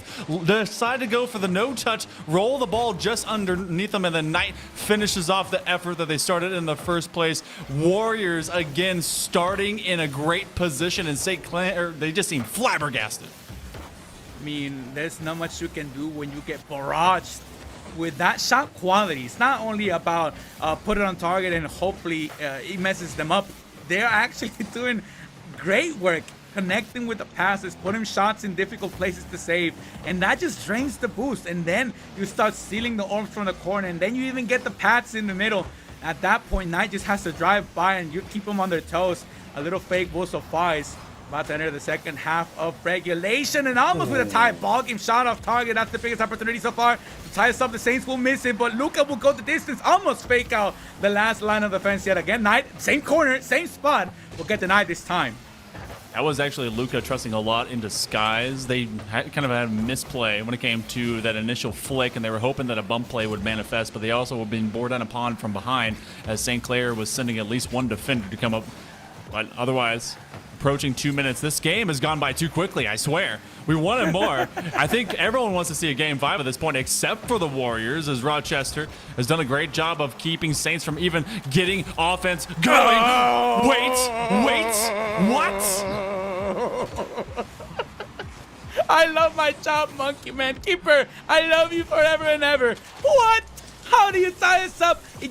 Somebody has to tell these kids, it doesn't have to be flashy to count. Like, all goals count. and Keeper just goes for this beautiful flip reset out from the heavens, from the top rope, to equalize the game. 2 minutes on the clock, 1-1. We're brought back to the end game. Who is gonna come out on top? We're either gonna go the distance, and it's Saints territory, or Rochester finish it in 4, where they love to finish it a W or an L. They don't like to play extra Rocket League for nothing. Holy moly! Toya mia, tenla, toma, daka, yours and mine. Honestly, what a play in chemistry. Triangulation to get the go-ahead. That's just great passing. Holy crap. That is some small ball, big outcome plays. And the results, well, for your ranked games, they may vary. For St. Clair, it's just big wins, and they finally turned this game around to give themselves a lead. That's the kind of quick actuation that you need out of a squad, and it just has to manifest in real time. Christian has been at the steadfast lead of this attack for the Saints, and now just trying to drop it into the danger zone. Skies going all the way up, trying to play Maverick. Knight and Luka, they want to link up. It's been Knight that's been doing the same thing. Double tap, and you betcha we're tied. I love this game. Knight is dropping out of the sky like an angel, like a saint, some might say. Rochester, they're not gonna go down without a fight. Bring us to a tie, ball game. 60 ticks to go. They're the Warriors for a reason. Monkey Man, I'm so scared. I don't want it to be a bad goal. Now the expectations are so high. I've enjoyed this series so much, but I just need that sweet, sweet finish. You know that even if it's an own goal, that it will be pretty cool. Looking for the redirect setup. That actually did not go to anyone on the St. Clair side, and you have a double commit, which means Luka is going to have a lot of confidence to jump onto it early. Christian, awkward position. They get bumped, and that's going to prompt Knight and Skies to collaborate into the same corner. Though they do get there, they outpace them and they outman them. They do have at least a little bit of space running out of boost. Same thing on both sides. It becomes just a fist fight, a melee, and Christian with a counterplay to give them that tiny bit of extra satisfaction and space. I think this is the most nervous I've been in a game 4 in my life. I don't know why we're not even a match point for both of them. 7-6 to go.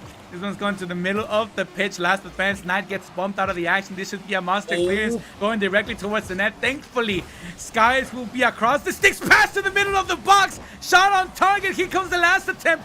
Hail Mary from side to side. What should have been a dead ball will be a dead ball. Triple zeros with a plus sign. It's overtime, baby. 3 out of 4 times this series, we've gone to bonus time, into overtime. Every single game has been a 1-goal difference. Luka with the flick, not enough power. The follow immediately by Skies. The shutdown, but it's an open wide gap. Knights with a turnaround, and everyone responds. They clear the box to be able to get that save, but Luka's trying to keep the play going. Life is good, man. Life is good. Rocket League is speaking. We're having fun. Somebody save the VOD and show it to everybody's grandchildren. This needs to be a forever thing. 36 into overtime, and that was the closest we've gotten to ending things.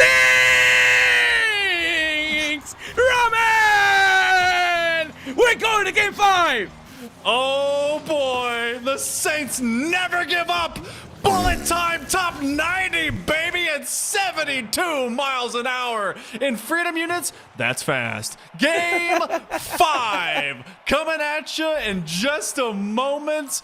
Oh my God. You and I and everyone watching is being given a gift. Christmas came early, and now that we get to go to game 5, is it all of a poetry, a story written by the Saints? Do you think the Warriors will bounce back? Oh man, it'd be so funny if both prophecies broke right in front of us. Oh man. Like, we go to game 5 and Saints do not win. Rochester takes it not in 4, but going the distance. Man, that would be hilarious. I really don't care anymore. I'm just having a blast. This has been a great series. We're going back and forth. I seriously did not think we were going the distance. I seriously did not think that it was going to be this close every single game. And you said it right before we kicked us off in that overtime. A single possession has decided every single encounter so far. And it don't matter what happens in the last meeting. It's been one of my favorite series of the year so far. Yeah, this has been an absolute wild treat. Guess what? Halloween is here early. No tricks here, though there's been a ton of Cirque du Soleil. And for the first time in an entire broadcast or entire series, we get to go to Game 5 as well as a new map. We're on Champions Field. Let's see if a bit of inspiration kicks up in a new environment. Saints trying to continue tradition and Rochester trying to break it. Orbo camp, somebody has to get possessed, right? By the Swedish goat. 30 seconds into the action. Again, it feels like for the first time in a long time, we've slowed things down, but that's not a good sign because some of the goals we've seen so far have been the slowest goals possible. It's the fakes, it's the mind games, it's the you thinking that they're gonna go for a banger, they're just gonna go for a slow ball, and you're still gonna swing and miss.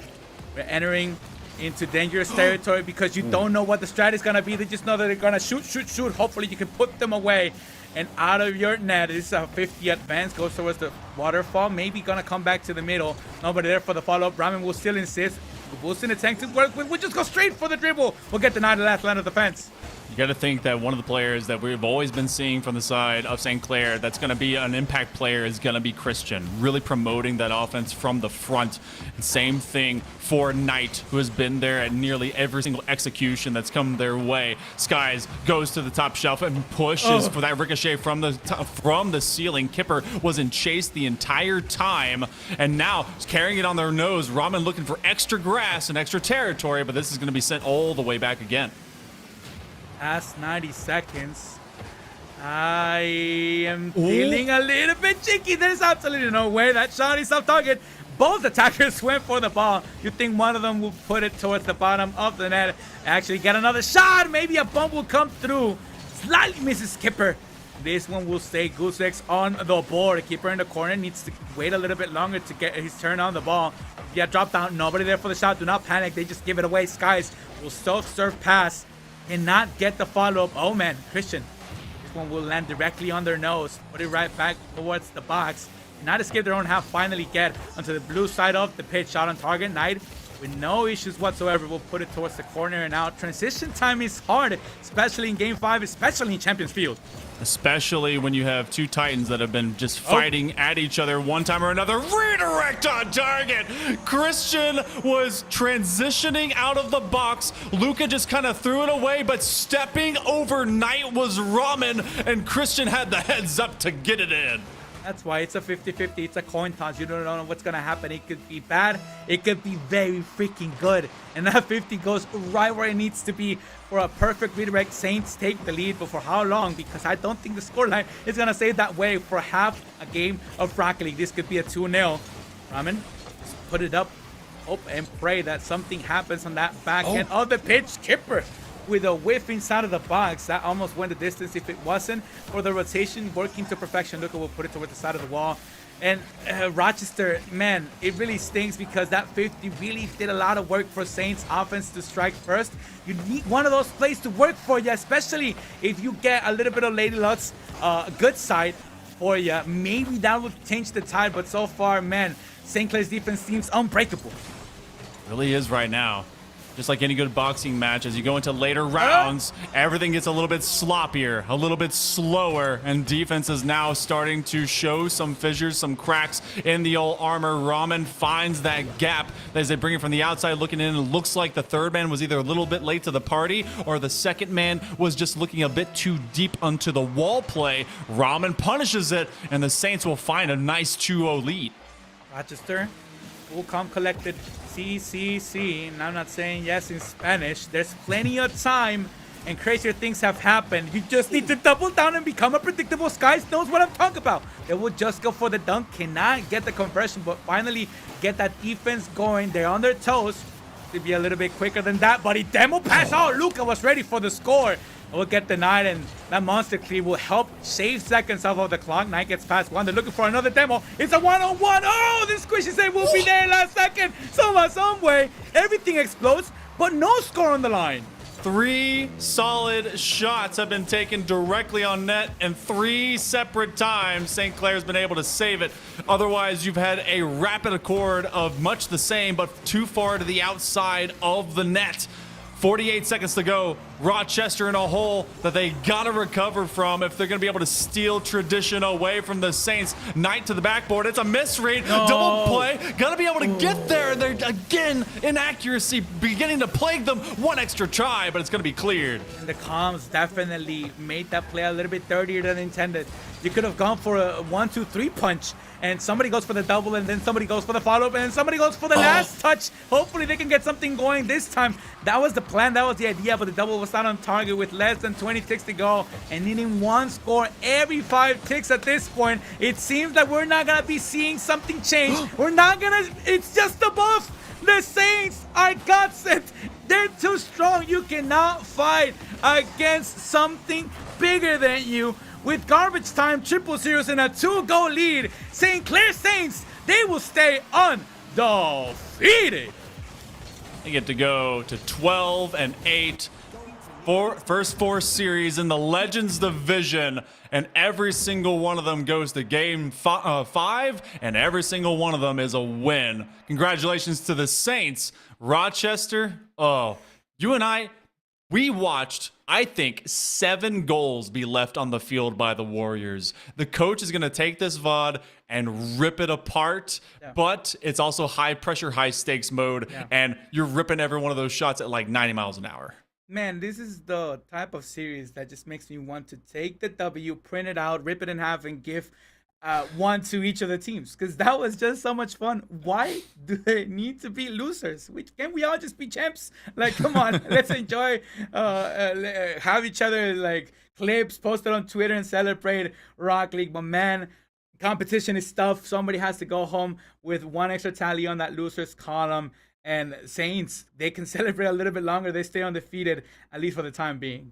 Oh, it's unfortunate. I wish everyone could win, but that's also the difference between champions and chumps. Being able to look from the sideline and see what could have been. But hey, great competitors all the same. And hey, there's even more competition that's coming up as well, as you guys have a fall open here presented by NECC. So make sure, don't miss your chance to make your mark on the Rift. Samsung SSD Fall Open is calling all aspiring esports champions to rise to the challenge in a qualifier tournament. So make sure to grab your teammates, register now, prepare to compete for cash, glory, and maybe even an SSD, which I know I need one, in this ultimate showdown. So join the action, claim your spot on the leaderboard, and make sure to make your mark on the Rift. That's happening October 28th and 29th, November 4th and 5th, and November 11th and 12th.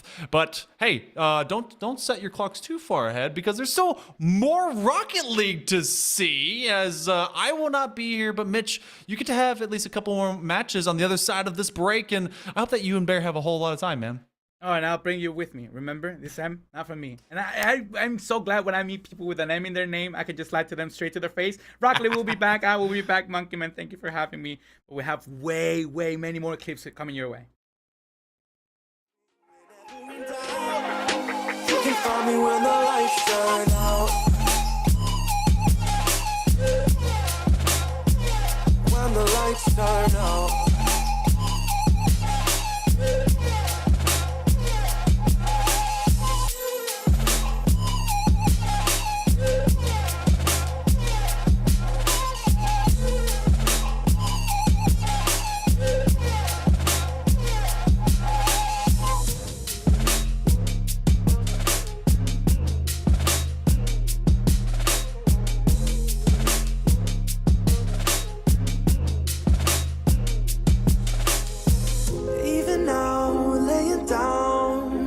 Of miles away, I can see you and me like it was yesterday.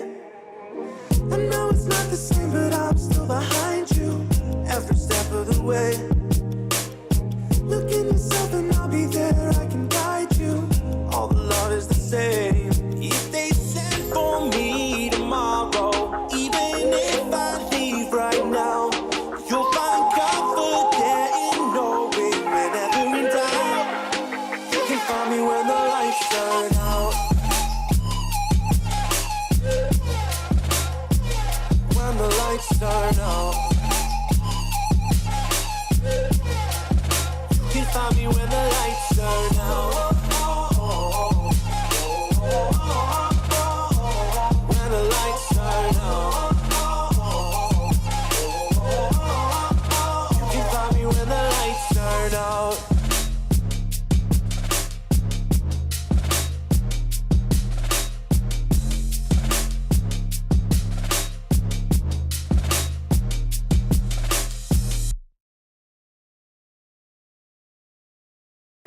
I need a second to take a breath, to keep me guessing with what you said. You're in my head. We're under pressure, we're sinking deep like stormy weather. Can't seem to breathe when you're with me. If you're gonna break me, I know I won't stay. I don't wanna wait here, you push me away. If you're gonna choose, you don't know what to do. I don't wanna lose you, but don't wanna lose me too.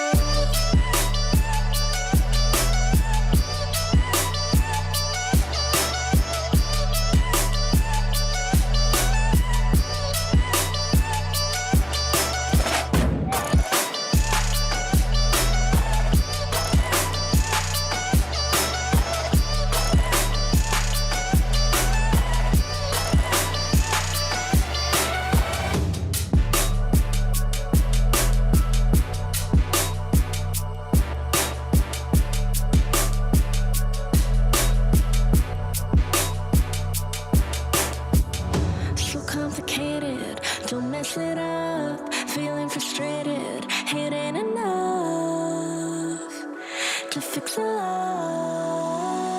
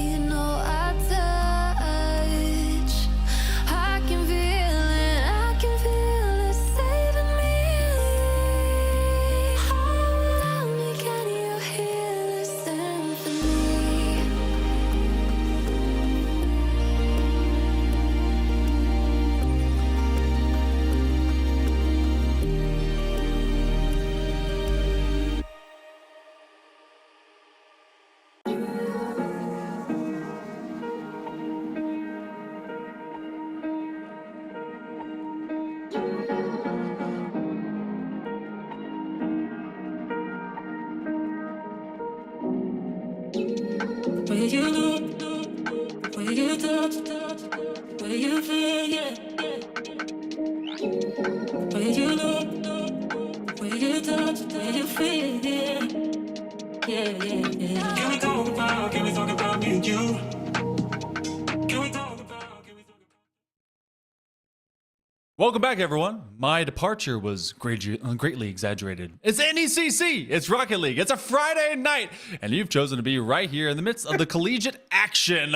I'm Hail Monkey Man, next to Mitch. As the masked man begins to laugh at you, we can begin a new journey to see even more Rocket League as we descend from the Legends Division, smack dab in the middle of them all. It's the Challengers Division, and Mitch, I mean, can we get better than what we just got? I mean, that's a pretty high bar for everyone else here. I mean, my job is to say, yeah, of course, it's gonna be fun. It is gonna be fun. It's not gonna be just if you can come up with the writers room, the strike is almost over. You put 20 of the best writers, and you come up with a great best of 5, because it's not a movie, it's not a short, it's like a TV show. You come up with a best of 5, a great best of 5 in Rocket League. That's what you come up with. But I trust that the Challenger Series is gonna give us those moments of, oh, this is the future of the biz. This is where the esports is going. This is something new that I've never seen before. But man, the hype before is hard to, especially because it was your like farewell series. Like, we were gonna say bye to you, and we were so dramatic about it. But man, now that we're back on track and seen, let's get back on what matters, which is RL. It's New Mexico State with Nate, Isaac, and Fiat Color, who are going up against, it's the New Mexico Derby. We got the New Mexico Tech Miners, the Red Squad, with J Durf, Lord, and Stoic Muffin. Of course, TV3, how God intended Rocket League to be played. Best of 5 ahead of them. Both teams 1-1. Yeah, both these teams have been able to get a win, get a loss, and some game 5s have been played between them, especially for the side of the Pistols. New Mexico State, they've gone to a game 5 and lost. They lost against Uvu, and then they were able to win against New Mexico State Pete's. Actually, flipped that around. Won, then lost. So trying to convince or find the New Mexico crown. I'm not sure, would that crown be filled with green chili? I'm not sure if that'd be the mark of where everyone wants to be. But either way, trying to find the over 500 mark regardless as we go into game number 1. It is a Challengers Division matchup. Let's see how they start out. Oh man, and waka waka DJ Mitch on the record, broken one to say the least. In our process, first couple of touches is to see what your opponent is about to do, how they react to this long clear. Hopefully they mess up. What is Stoic wearing? What is like a red carpet? What are you wearing today? I forgot the name of that car, but we definitely memed about it. You know what? Maybe it's for good. Maybe it's a supercar from the battle pass. Look at that monstrosity, Stoic Muffin. I'm your fan. That thing, I forgot what that was called. I called it the Mega Jelly Bean for a long time, I think. I've never... That's it. Yeah, ever since base cars and then you got the Rocket Pass cars, I've stopped learning them. And I think the defense stopped learning where the ball was going. This one drops in. Fiat was the last to find it, and it just hits a parabola that the defenders had no idea how to get back to. Oh, the crease, unforgiving. If you think the bottom crease derailing you is mean, imagine the top crease just making a waterfall that should drop inside of the box. Goes straight into the net. 1-0 Mexico State. The Pistols with a minimum to win the game. Want to expand on it? The Miners have a lot to say about that before the clock is done ticking. 4 minutes and going down. Shot on target. Catches 2 goalies off guard. And my beautiful Muffin will equalize the game. Stoic Muffin. I wonder how much of the opposite, the same, or otherwise antagonistic it is to a squishy Muffin. Regardless, being both at the duality pitch of one defensive issue to the next one attacking wise, that becomes the Miners able to strike back. I need to know if there is a minimum to win. Is there a maximum? I mean, how would you define that in Rocket League? Oh man. We got only engineers in this side of the Mississippi, but we have to like approach it psychologically, right? Like the maximum has to be like the average amount of goals you're willing to be scored on without throwing or forfeiting. Stoic Muffin! Demo pass assist and shot! Jada finishes the job. You know what? this is the minimum because that's all you need to do to win. But you can make it flashy even if it's the minimum. Look at that effort from the silent Stoic Muffin. I see them rocking the Mexican flag. Even bigger of a fan now. 2-1 New Mexico Tech Miners.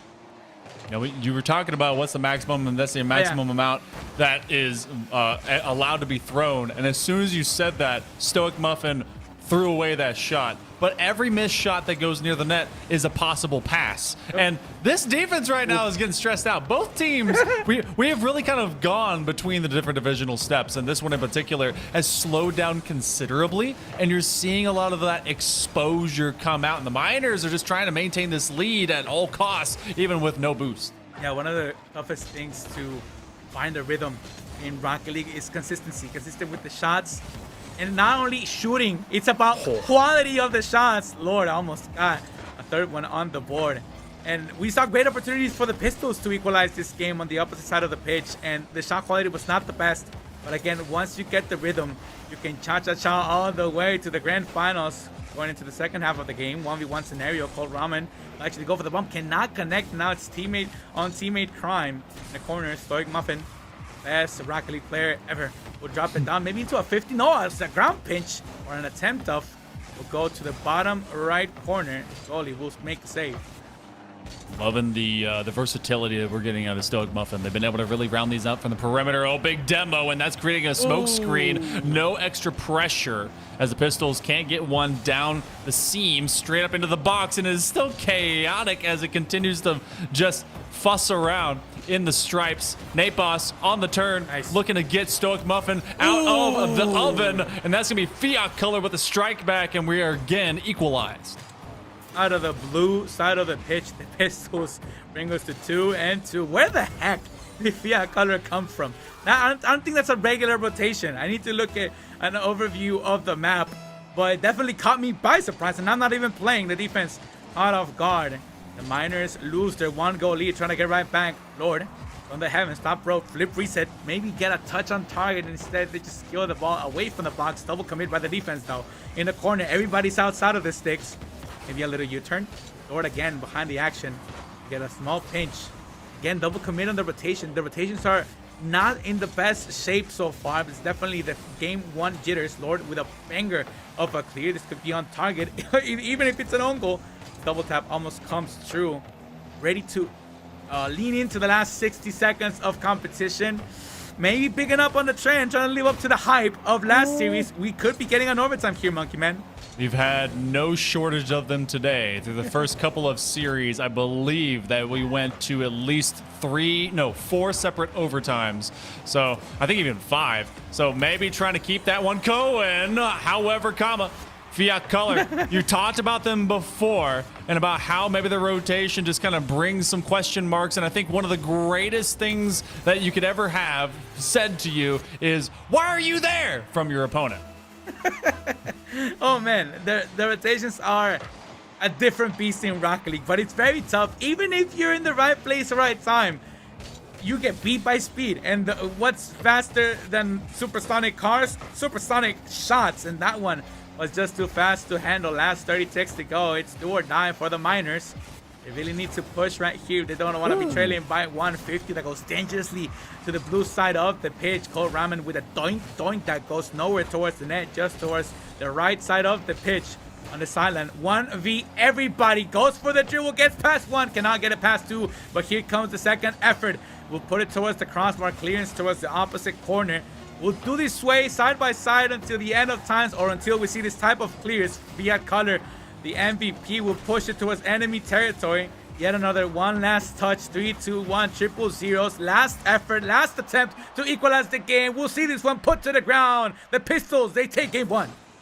For the first time in a while, we will not have a game one go to OT. If you guys are disappointed, well, there's still several games still in the future. Yeah, you're guaranteed to have 3 of them. 10 shots go over to the Pistols as the Miners seem to step behind. Stoic Muffin really was the proponent for success, both offensively and defensively. They have the Savior medal on the defense, and they're able to really enable a lot on the offense as they were 100% involved, both shooting as well as passing for both of the goals, and yet they just couldn't be able to prompt another one. And this one, it's a pretty tight contest so far. Nothing really that the Pistols were able to separate too far from, but Fiat was looking pretty good. Yeah, Rochester and St. Clair, they set the bar real high. I mean, they're quite literally in a league of their own. But this is a very good matchup so far. One sole possession, back and forth, ups and downs, shots on target, trying to go for trick plays. The mistakes will come by every so often, but that happens in every scenario of Rocket League. How much you handle those mistakes and how you adjust to your opponents will be key to victory. Pistols leading by 1 in this series, and they open us off with a clinger going past 1, looking for the follow-up. I could have been the first dagger, and instead they just keep doubling down. They want to end this one quickly. Maybe dinner is almost ready because they didn't want to go to 4. They have 4.5 minutes, and regardless of how quickly they want to go, Father Time has an exactitude that comes from how many seconds are on this clock. The Pistols, though, they at least want to put themselves in a great position so maybe they can relax for the duration thereafter. The Miners, though, are going to press this issue, and you actually have Stoke Muffin, who's changed out cards again. Okay. Rocket Pass Connoisseur continue to change things up and will continue to dive. They do force the defenders to have to pick that one up higher, and the first minute will elapse still at 0s. Plenty of Rocket to be leagued. Shot on target. Here comes the follow-up. Who else but the man? Stoic Muffin. Great mentality to have, by the way. Stoicism. You know what I'm talking about. 1-0. New Mexico Tech Miners. They strike first. Can they handle the rest of the clock, though? Because that was the issue last game. And they didn't really kind of promote themselves in the best way. They did have the goals that were able to just exist in front of the Pistols, but they never got a lot of separation. However, Stoic Muffin, you can definitely see that they like to oppress. They like to challenge a lot earlier than maybe the Pistols are ready for, and then they're finally getting some of those extra players to rotate more quickly, recognizing that. That's a big demo by Lord Ray, and looking for the flip reset, but it will not be able to get in there in time. Oh, Muffin already leaping at it, but that's a 3-on-1. Lord Ray able to receive. Oh man, the touch by Lord towards the corner could have been read by the offense and caused even more trouble than the piece they try to create by the clearance. Stoic Muffin with a shot and a little assistance. Lady Luck is playing for the Miners. That shot was off target. Nobody told goalie. Oh man, and this one stinks to watch because sometimes leaping off of the wall is the hardest thing to do to not own goal. And this one was actually done quite well. It still ended up in an own goal. 2-goal lead. The Pistols are struggling. There was the slightest chance on that shot that ball could turn in from the pipe. But as a defender, they did do the right thing to go for the chance at it. However, it was a great chance made by Stoic Muffin to force the defender to be in an awkward position. And if they didn't execute, it turned exactly into what we saw. Big miss, but guess who? Stoicism on display right now as the Muffin comes right out of the back box, but now it's the Pistols that are trying to put the Miners under fire, and look at Muffin just dragging away. Favorite man on the pitch, favorite person on the face of the earth, Muffin. You're rocking the flag, you got the Fiesta Latina explosion. You know what? You're invited to the carne asada. I'm pretty sure you know how to make carne asada. Shot off target, actually on target. The goalie's just too strong. Flexing on those biceps. They don't want to be trailing by 3. We're entering the second half, and my motto, Hail Monkey Man. If you have forgotten, I will remind everybody in chat. If my opponent can score 2 in the first half, so can we in the second. Thing is, though, you got to stop the nosebleed.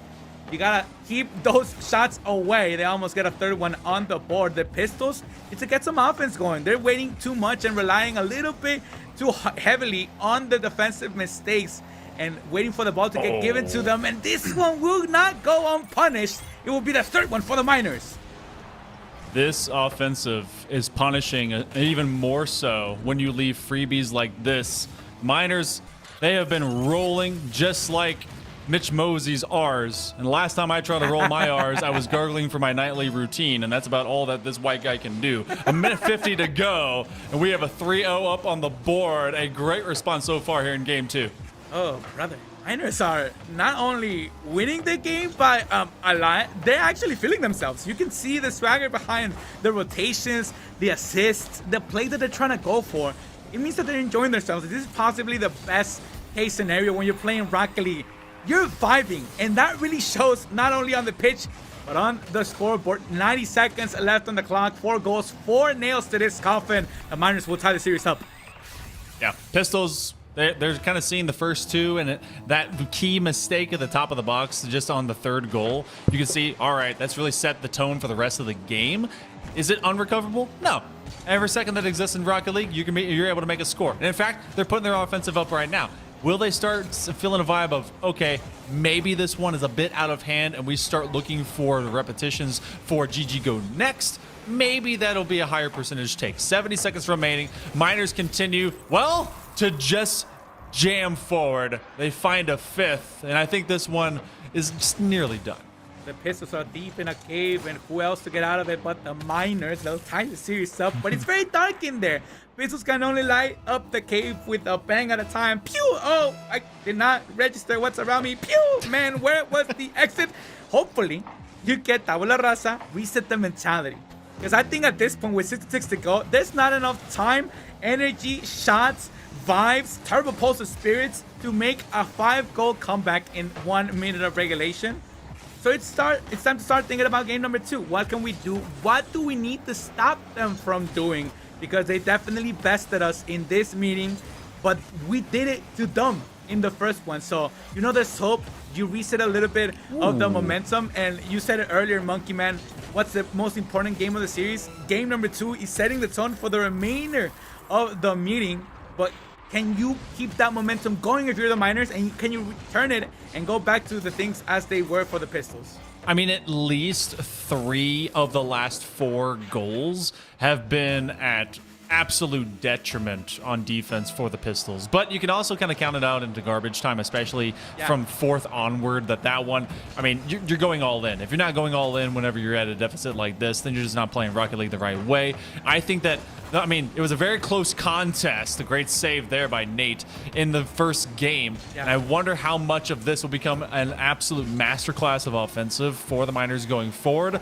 Pistols, well, it's up to ricochets, and I don't think I want to have everyone, you know, shooting in a cave for their only light. Oh, I have not seen that goal explosion, but it looks pretty cool. Cold Ramen gets a consolation prize. I love it. I love it because it's exactly what I thought, but I did not have the mic. Yeah, that explosion is golden. We got a tied series in our hands. The Miners do the trick in the second meeting of the series. We are going to a best of 3, 1-on-1 in the matchup. The Pistols, and you said it best, Funky Man, they lost track of what was going on. They had a great first meeting. It was very close. Maybe I just jinxed it because I said it could be a match similar to the one we had previously on stream, and then everything went downhill. Hopefully, game number 3 resets that momentum, that mentality, more importantly. We can see a better matchup on the pitch because right now the Pistols are 404 not found. Yeah. Fiat Color, you got to really think, where did they go? They had so many chances. Maybe they were just kind of set up for success in that first game in particular because the Pistols really relied on that particular Pistolero to go forward and find the target, and they really never found any chances. I think there was at least 12 to 15 shots for the side of the Miners in game 2, and yeah, many of them were maybe towards the end after they already built a surplus of a lead, but you didn't see much else really manifesting. We go to game number 3. And when you think it, when you know it, you and I together, we may be destined to at least go game 5 every time. Cast for eternity? Yeah, I was thinking exactly the same thing. The Miners, though, would try to put this one away as to say, hey, guys, we want to string 3 W's together so you can kind of don't have to do this until the end of times and the sun implodes. I do got to say, though, Spider-Man is trending, and we don't want to make a meme for the impressions, but you don't point fingers for the heck of it. You do so to improve. The Pistols kind of have to go through a little bit of an awkward conversation of, hey, you were the supplier before. We're not getting supplied with weapons on offense. Where are our passes? Where are our crosses? And you are our shooter. Where are the shots? You know, like, have a little bit of a solution because you can control so much. Only so much that you do, and what happens on the other side of the pitch. Hopefully they don't barrage with shots, and if they do, you save them. Wrong. Miners are too strong. 1-0 already. Stoic went up for 1 extra, called up J-Derf. And then that just bounces through. No one expects the bouncer here, Mitch. And when that one goes into the box, everyone's like, you got it? And again, Spider-Man memes, everyone just looking at one another. Just confused SpongeBob on lock. So, Miners, they will again get that lead. Oh, brother. And it's difficult. It's very difficult if you're the Pistols. Hopefully you have a coach or a name attached to the coach position, because somebody needs to take control and swift things into it's all right. We're cool. We're right. We won one game, and we're definitely not doing things right now. But we can make it right. Let's not lose ourselves in the thought process and overthink that we're not doing things right now. 90 seconds of come and gone lead, the minimum lead by the Miners, the red squad of New Mexico Tech. This one is a clinger, gets past one, maybe past two. The waterfall will come straight down, but neither touch will go towards target, and instead you overcommit, and it's an interception for 100 yards. Stoic Muffin makes it a 2-goal lead. Fiat Color way too far up. I'm not sure if Nate Boss cut off that rotation initially and basically sank into the second man position and what they were looking for, because they were trying to get to the outside of the ball off the initial touch that was pushed to the ceiling. But regardless, it put Fiat in a position, if it was themselves or otherwise, where they were not ready for a breakaway. And that's just too simple for Stoic. So that again becomes this 2-0. And if there hadn't been a single goal to end the game, that drought would be continuing for the Pistols, as they've been outgoaled 8-1 now in the past couple. Full pun intended, outgunned completely, as the game number one wrapped up. We completely see the shift in momentum, energy, and vibes, and the Miners have been on a roll so far. The New Mexico Derby is going the Tech way. Second half already underway. Yeah, Color in the corner, a little bit uncomfortable on the crease. Now chase for a demo. They will actually get theirs in the corner, but do not ease any pressure and cannot even get a pass. They're just waiting for a clear to go their way. Look, it's still chasing for that bump action. The screen will go a long way, but now again, overcommit. Miners are great at turning negatives into positives. They will cover 100 yards yet again. 3-0 on the board.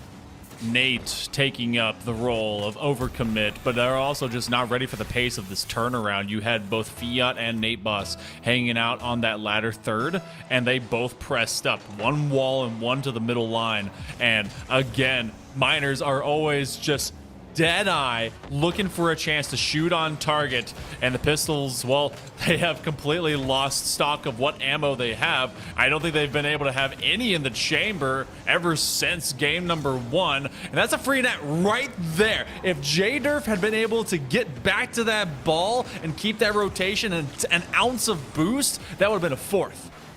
With little over 90 seconds left, you're calling it right. As we're seeing it, Monkey Man, it's those small opportunities that don't present themselves that often, but they're there on the pitch, and you're not taking advantage of those. It's definitely showing not only on your mental, but at the end of the game, at the stat line. And when we see that we are seeing Miners stringing 2 W's together, they're moving on to match point after you steal the first one and nailing a fourth one to this coffin. Man, Pistols, somebody. This is completely off the record. Unplug your internet, your Ethernet cable. Call a quick timeout. You need to reset hard. You need to power up for a second, because it's all about mental. It's not that you're not good. You had a great first game. It's just that you definitely lost track of what was going on and how good the Miners are. You're paying the price in the long run. 15 full minutes of Rocket League. Hey, are you there, Mitch? Are you there? Oh, hello? Hello? Are you? Hey, someone took to your advice and they pulled my Ethernet cable. You know what? They're a genius. Off the record. trying to get me to us to maybe not talk about them, and maybe that's just all the time they need. But the Miners, will squeak through. Nate Boss, all right.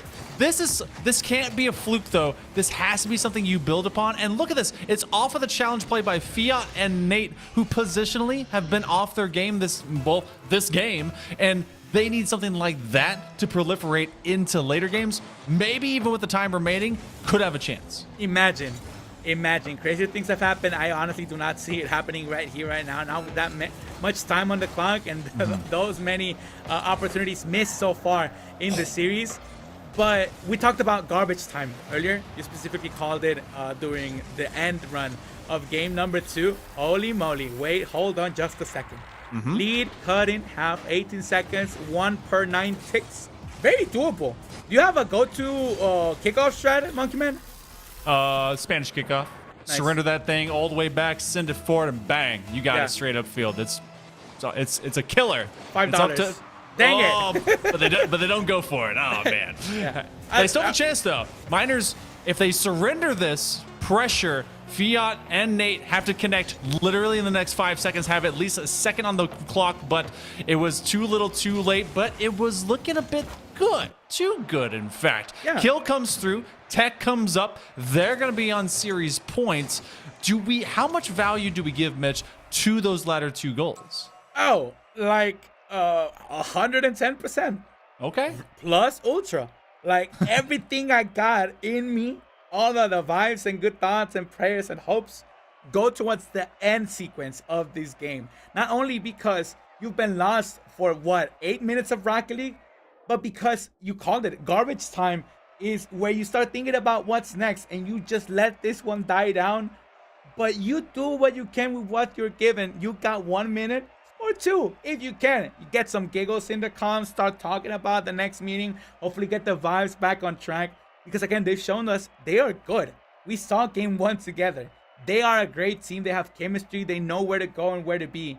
But something happened the last 2 meetings that it wasn't there. Hopefully those 2 goals restore a little bit of that chemistry, as they used to call it back in the day, so they can mesh well together, because somehow, some way, they built the wall in the last 10 minutes. You just reminded me I have some chimichangas in my freezer. You gotta get something going with that. But I believe in that too. Momentum is a thing in Rocket League. So are the vibes. And it's been all miners all the time with a couple of sparks of life starting to flutter out. Got to see if that becomes a little bit more electric for New Mexico State Pistols. But right here and now, off of those latter 2 goals at the end of game 3, Pistols are actually starting off with the early offensive. And one person you must shut down if you are the Pistols. You cannot let Stoic Muffin get their game going. Oh yeah, and it's too hard. He's just that good. The GOAT of the Challengers League. 30 seconds are come and gone. It's a pirate show in the sideline. Oh man, a third one in less than 5 seconds, but still no goal on the board. This is the push where you see the gap. Goes straight into the backboard, but away from the net. Nothing too dangerous. This one going straight toward the angle. Will actually go past the net. Just scare everybody and their mama. The Pills are starting their push. They need to score first if they want to take even a glimpse at game number 5. You cannot let the Miners do the Miners show. It's definitely been difficult to crawl back from behind, and especially against a New Mexico Tech team that is not comfortable staying still. They go for offense one after the other, and it's just so annoying to play against them. Maybe you can set them back if they're trailing even by the slightest. 1, 2, 3, 4, 5, 6 shots. Still no goal. Nate Boss cannot find the angle. Nate Boss so mad. He knows that if he was just on the outside of that ball initially, instead of having to bear down from middle, that he would have been able to get at least an opening strike. And you got to think the Pistols are looking for an opening lead. Miners have been just leading them by the nose, tugging them along, a double commit. Again, Pistols leaning very far forward, both in their chairs and in the field, to try and get a step ahead of the Miners, whose defense has looked pretty darn strong, only surrendering 3 goals the past couple of games. Much the opposite of what the Pistols have been doing, but they've been really forcing the issue, making it tough for the Miners to get out. But the Miners have been playing dirty. That one's going to go around, and the defense has to dig it out. Getting rough on that back third, and somehow, somewhere, we still got Goose Eggs on the board. I know it's spooky season, Monkey Man, and I don't mean to scare ya, but it looks that we're going to 5. I see the Pistols are looking more alive than ever. Shot on target, empty net. Nate Boss will put the Pistols ahead by the minimum right before we hit halftime mark. Nate Boss was getting tackled, getting abused, getting bullied, thrown in a locker, but just like your lead Deku from the Plus Ultra Academy, able to come out stronger and really just hitting them 1000% in the mouth. And that's going to be the first lead for the Pistols in over 2 games. The Miners suddenly having to fight back into this at the midway mark. Man, it's those 2 goals before we wrapped last meeting that gave you the reality check of, oh, we were good. Like, we know how to score. Like, we do this. We are in this league. We're 1-1. We're not bad. I don't know what was happening before, but they definitely felt like they were bad at this game. Now they regained their confidence, and hopefully one more tally so they can force this series going the distance. 2 minutes on the clock and still ticking down. Lord will center this one for a long clearance. Maybe a doink. Oh man, the ball's a little bit too long for Lord Rhea. Stoic Muffin put it to the side of the wall. Maybe a Don Maraca situation. Actually, nobody went up to get that one back onto Stoic's ceiling. But this could be a aerial scenario. Nobody there for the dribble. Again, just banging the ball. Hope it sticks on the other side of the pitch, but it's getting real close to somebody, either a 2-goal lead or an equalizer. Nobody's fully committing though. Everybody's a little bit hesitant on going full push. Miners, they want to be able to send up some more attackers, but Pistols have been very just up in pace. They recognize, all right, we have not been able to be ourselves. We've not found an offensive identity since game number 1. So they've just been all in all the time. And that's really taken the Miners and just made them have to double take. Now on the turnaround, it's a 2v2, no bumps. And thus Nate and Fiat will go untouched. And this offensive will die where it stands. With less than a minute to go, the Pistols are hanging on to just 1 goal. There's a lot of real estate to work with, and I think everybody's panicking on what to do. They're running out of options because they don't know they have options. Lord Rhea has something to do here. They can go high or low. They go crossbar, and that's not what you intended. That's definitely an accident. You wanted to cling that past 3 defenders. Still a 1-goal lead by the Pistols, and last 30 ticks to go. It could be looking we're staying that way. It's smelling like game 5. It's actually stinking of game 5 up in the air. It's got its own effervescent perfume, but is that masking the reality of what it could be? A big demo! Wow. And Nate is able to dig it out as his compatriot in arms and Fiat Color will fall, slowing it down. That's Stoic Muffin trying to jam it up for J Durf, and now it's Lord Ray with 1 extra chance. Can the Miners get this one to bonus time? No! 2 players will commit, and now the Pistols just need to kill it to the floor. That one hits grass, and we pass to go to game 5 for the 2nd time in a row. It's a sick joke. It's a sick joke. I have a saying in my Spanish broadcast. Oh, yeah? Catch me fully bilingual, your boy. The mask is not a gimmick. But in my Spanish broadcast, I have a saying that nobody knows how to sweep. And I forgot that's just a universal thing. That's not a Mexican thing. That just happens globally, and especially in collegiate esports. We were never close to a sweep, but match point jitters are so real. It just hit the Miners right next to their helmet, and the Pistols survive for 5 more minutes. I'm gonna low-key kind of lose it if we go the distance and you still drop the series. Find the groove and lose it. I'm about to say, like, how much of this is Miners simply losing versus... I love that question. Because like how in the world, because it feels like Stoic Muffin just kind of disappeared. He just didn't exist going into that matchup, and you got to think so much of that was the pressure we saw come back. And so we go to Champions Field again. This may be where we live forever. I hope you have a little bit of extra rental money, because the Pistols, well, they've survived, but will they live for that much longer? I'm so surprised we're back here. It could have ended in 3 and 4. Of course, back to Turbo Pulsars, the home that he built for us Rocketeers. You just cannot get that far away from home without being reminded where you're from. Shot on target, double tap, denied by near post, but you got another opportunity. It's another day in 8 boss. Get denied, bumped away. Well, Ramen gets taken out of the equation. Yeah, Color gets a beautiful 50 waterfall right inside of the box, and that's a great way to put that fire out. Could have gotten real dangerous. The Pistols looking to string 2 wins together to steal the series away from the Miners. The Miners looking for some retribution. They definitely lost the handle of the series last meeting. And I think this is also starting to feel very familiar here in game number 5. The Miners have been under duress, and just like that demo is really kind of painting a picture for us, under stress by consistent just either shots or demolition play, and they've been having to rely on massive clears, but finally working from the midfield line onward, Fiat lost control of this, and that's what gave the chance for J-Durf and the gang to be able to just thrust through. J-Durf, Ermagerd. I had that one since game number 1. I am so sorry, everybody. Chad the Miners leading by 1 in a Mexico derby. Had to go to 5, right? Like, it was in the script already. We were good actors. We were playing along. Hopefully we win, what is it, a Razzie? Oh, God, you need an Emmy for that save. Stoichkov, somehow, some way, it still does not go in. 1 goal lead. A very suffered 1 goal lead by the Miners, because that got real close to an equalizer. Oh my goodness, no way. It's gonna read her right through. Oh, Nate, they're able to crash the box. Earlier the ball looked like it had 2020 COVID all over it, and this time around now everyone wants it as it just moves through into the stripes. And now Pistols, I mean, you see that one coming in, both defenders rotating at their own net. Miners really weren't able to find much, and J-Durf will not be able to steal it from Nate. Panic at the Klinger. Oh, brother! What is going on? No way! There's absolutely no way! Like, somebody's hacking the server, somebody's playing mind games on the players and us.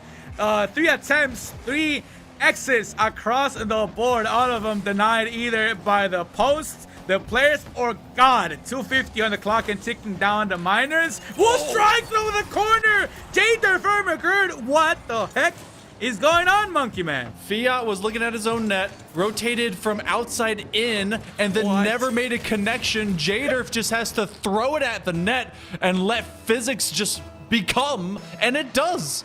And like, that was Fiat took the path of greatest resistance because they were trying to bring it up at the wall and then just never put it on their nose. Oh man, I love Rocket League. Like, I'll never stop loving it. First love, forever love. 2:30 on the clock. Cuckoo. This is halfway through game number 5. Halfway. And it could have been just a 2-minute and 30-second game number 5. Because it doesn't matter what happened before. We're still tied up by the second half. The Pistols bring it to 2-2. I could put money on the line. It'd be the dumbest move of my life, Monkey Man. You wouldn't know where it would go. Everything's a 50-50, which is really the greatest house odds you could ever get. Yeah, right, true. But at this point, we don't know where it's going to land. Oh, he stole No! a shot! No! He passed it down, and then it just lands straight back on him. Oh, the one place you don't want to be. J-Durf taking on the world, looking for a third to maybe put their hat on it. And now a pass. J-Durf's escaping. Now Stoic Muffin out from the sidewall. Do they have the second man? Guess what? J-Durf, Stoic Muffin coming back into the fray. Less than 2 minutes to go. Still tied at a couple each. Rocket League tomfoolery tries to get away from me, but I'm just too fast, dog. Like, I always chase it, and I always find it, and I'm always gonna get it. How did that not go in?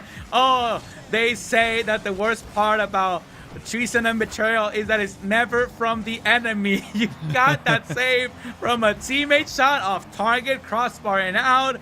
The backward will assist in the clearance. Here it comes from the side of the wall. It's just another push by the Pistols right into J-Durf's hood. Push again towards the corner, losing the wall a little bit to see if you can get a redirect towards the net. Oh, that's just annoying because there was no reason to take that path, and it still forces the ball towards the block in front of the net, but nobody there for the follow-up. Dropped down by Nate Boss. Maybe a fumble! You force the issue, create the mistake. Cole Raven will capitalize. They take the lead with 1:05 on the clock. It was that last touch off of the flip reset, adjusting back to it, because the initial path, you had the first defender leveling up to it, and then as soon as it changed that degree, it was put into this weird spot. All 3 defenders just left looking at it. What in the world? Lord Ray! This explosion! How did it squeak through? No way. Bang! There's absolutely no way. Oh, man. I am comfortable hiding my face because you and I, Monkey Man, are looking like fools.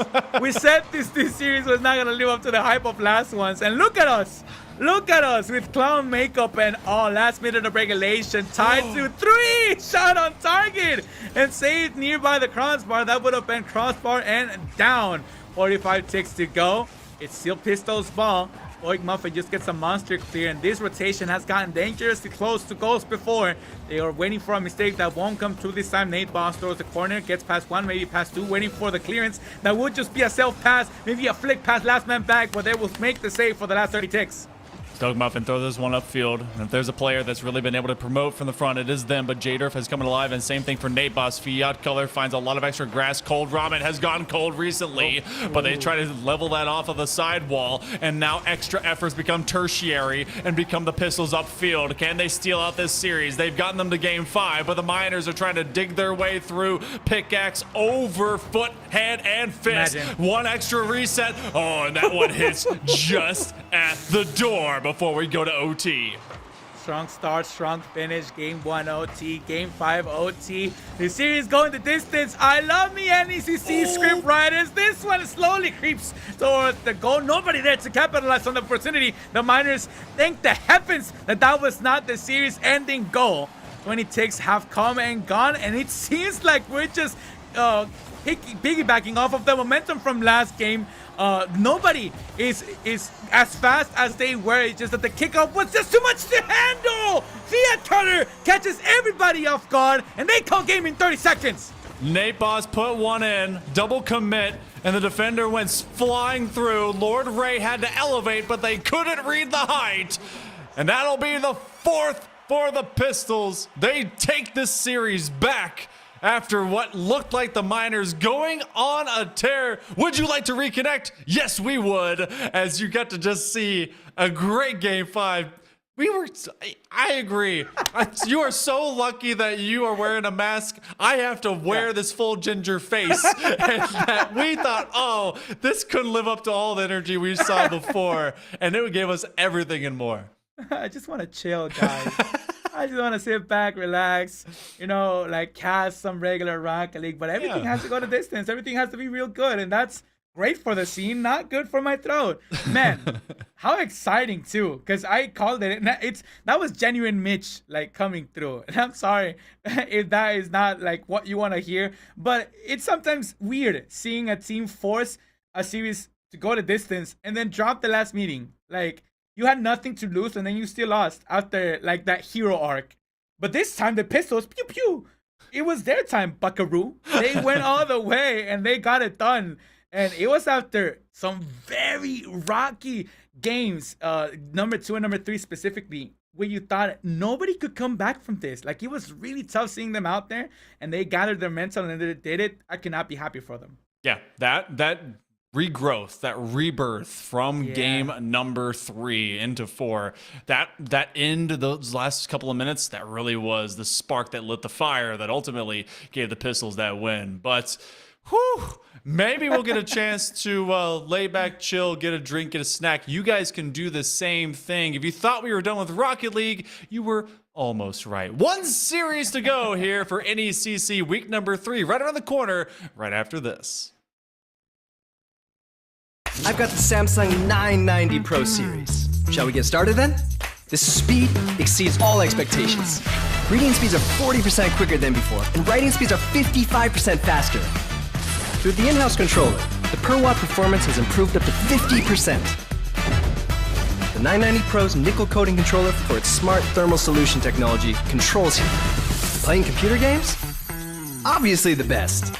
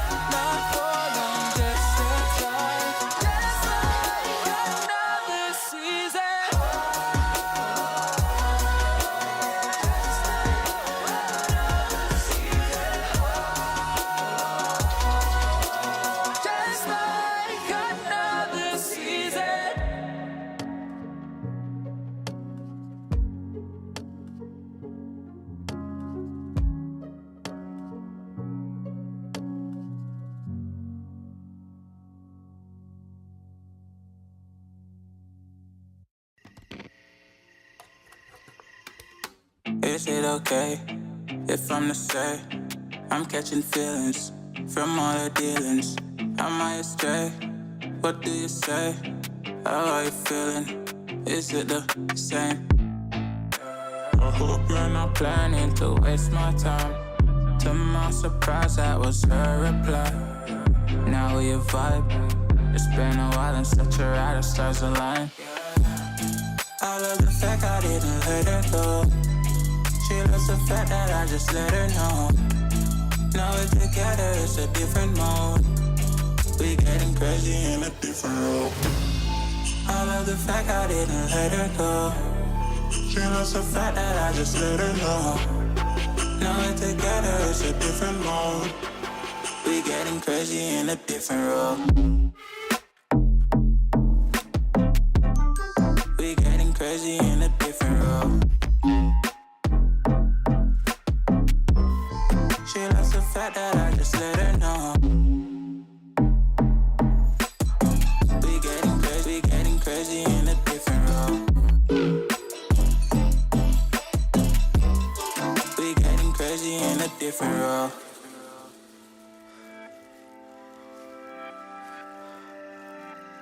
She my do or die, my bona fide. My up when I'm down, she's always beside me. She makes me feel alive, I won't deny.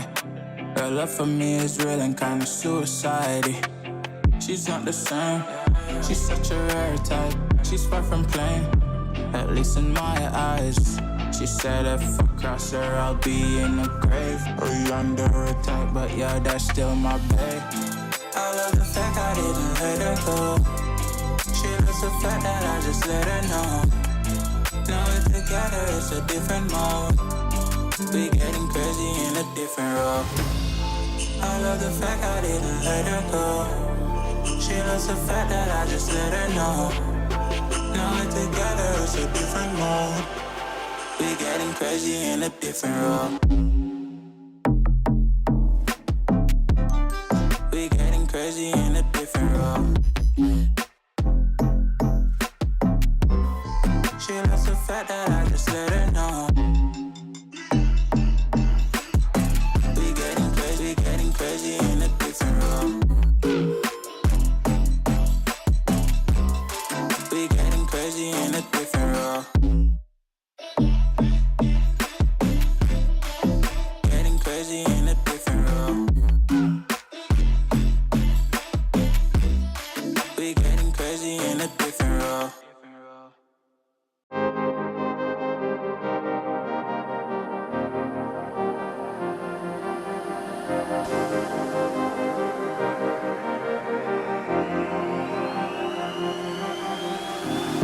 I'm cutting dice. Look at these eyes.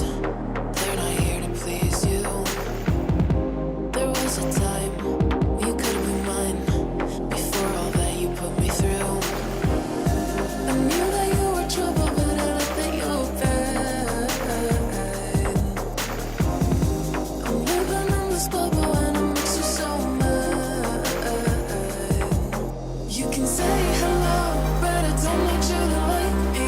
Don't need you to like me. Don't need you to like. You can watch me go, cause I don't need you to like me. Don't need you to like me. Don't need you to like. You can say hello, but I don't need you to like me. Don't need you to like me. Don't need you to like. You can watch me go, cause I don't need you to like me. Don't need you to like me. Don't need you to like me.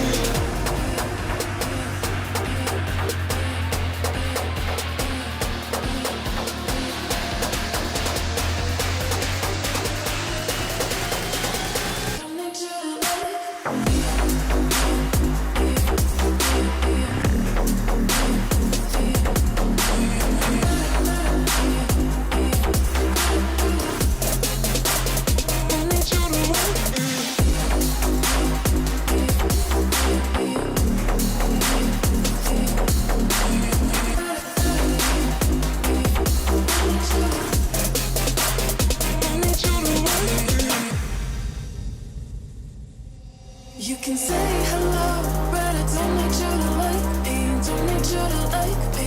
Don't need you to like. You can watch me go, cause I don't need you to like me. Don't need you to like me, don't need you to like me. You can say hello, but I don't need you to like me.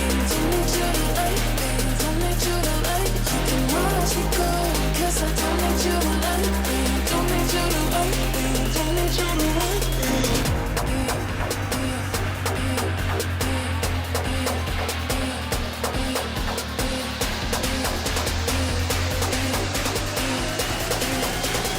Don't need you to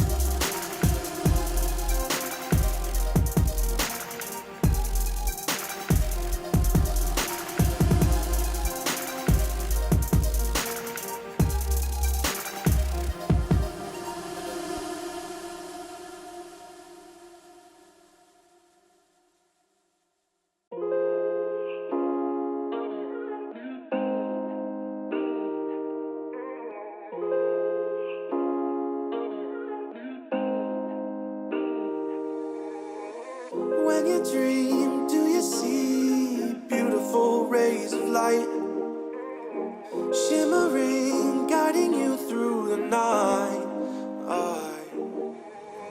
I know it feels like the night's getting longer and light is harder to find. I promise I'll always be there, I'll remind you when you close your eyes. If they send for me tomorrow, even if I leave right now, you'll find comfort there in knowing whenever in doubt, you can find me when the lights turn out. When the lights turn out.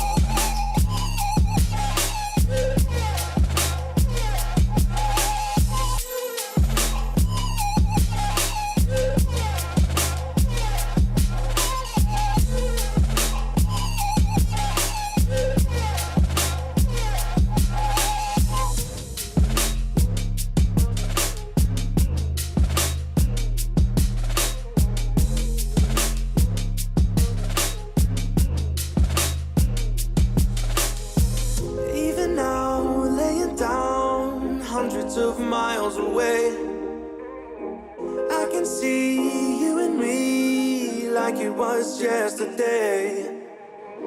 I know it's not the same, but I'm still behind you every step of the way. Look in yourself and I'll be there, I can guide you. All the love is the same. If they send for me tomorrow, even if I leave right now, you'll find comfort there in knowing whenever in doubt, you can find me when the lights turn out. When the lights turn out, you can find me when the lights turn out. When the lights turn out, you can find me when the lights turn out.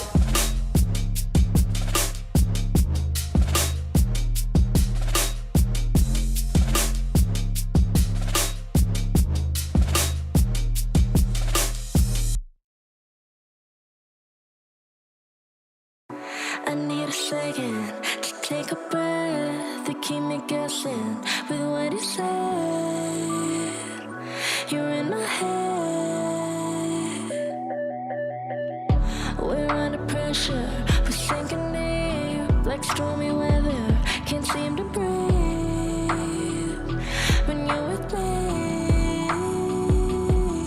If you're gonna break me, I know I won't stay. I don't wanna wait here, you push me away. If you're gonna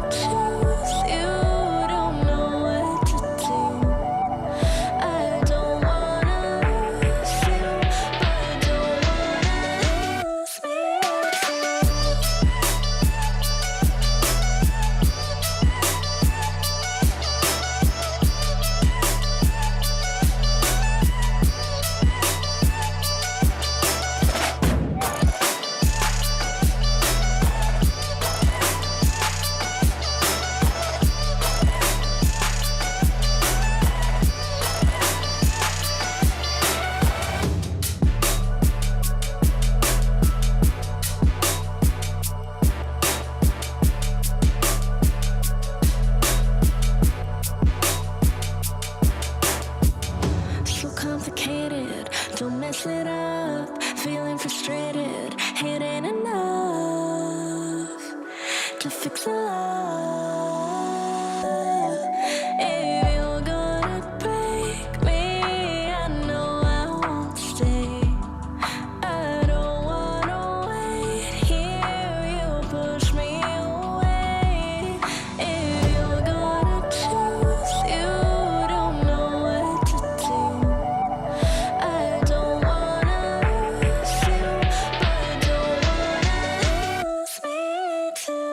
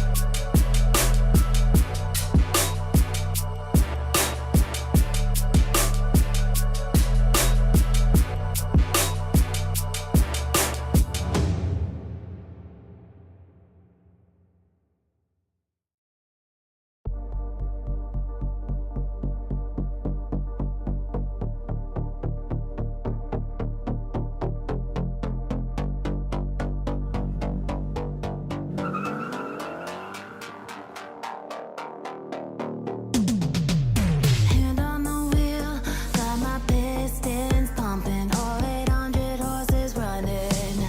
Oh baby, 125 in the middle of the night, got my engine thundering. Dream machine, racing queen, I'll take you wherever you wanna go. Let's slow this down, break the speed of sound. Tonight we all know crazy.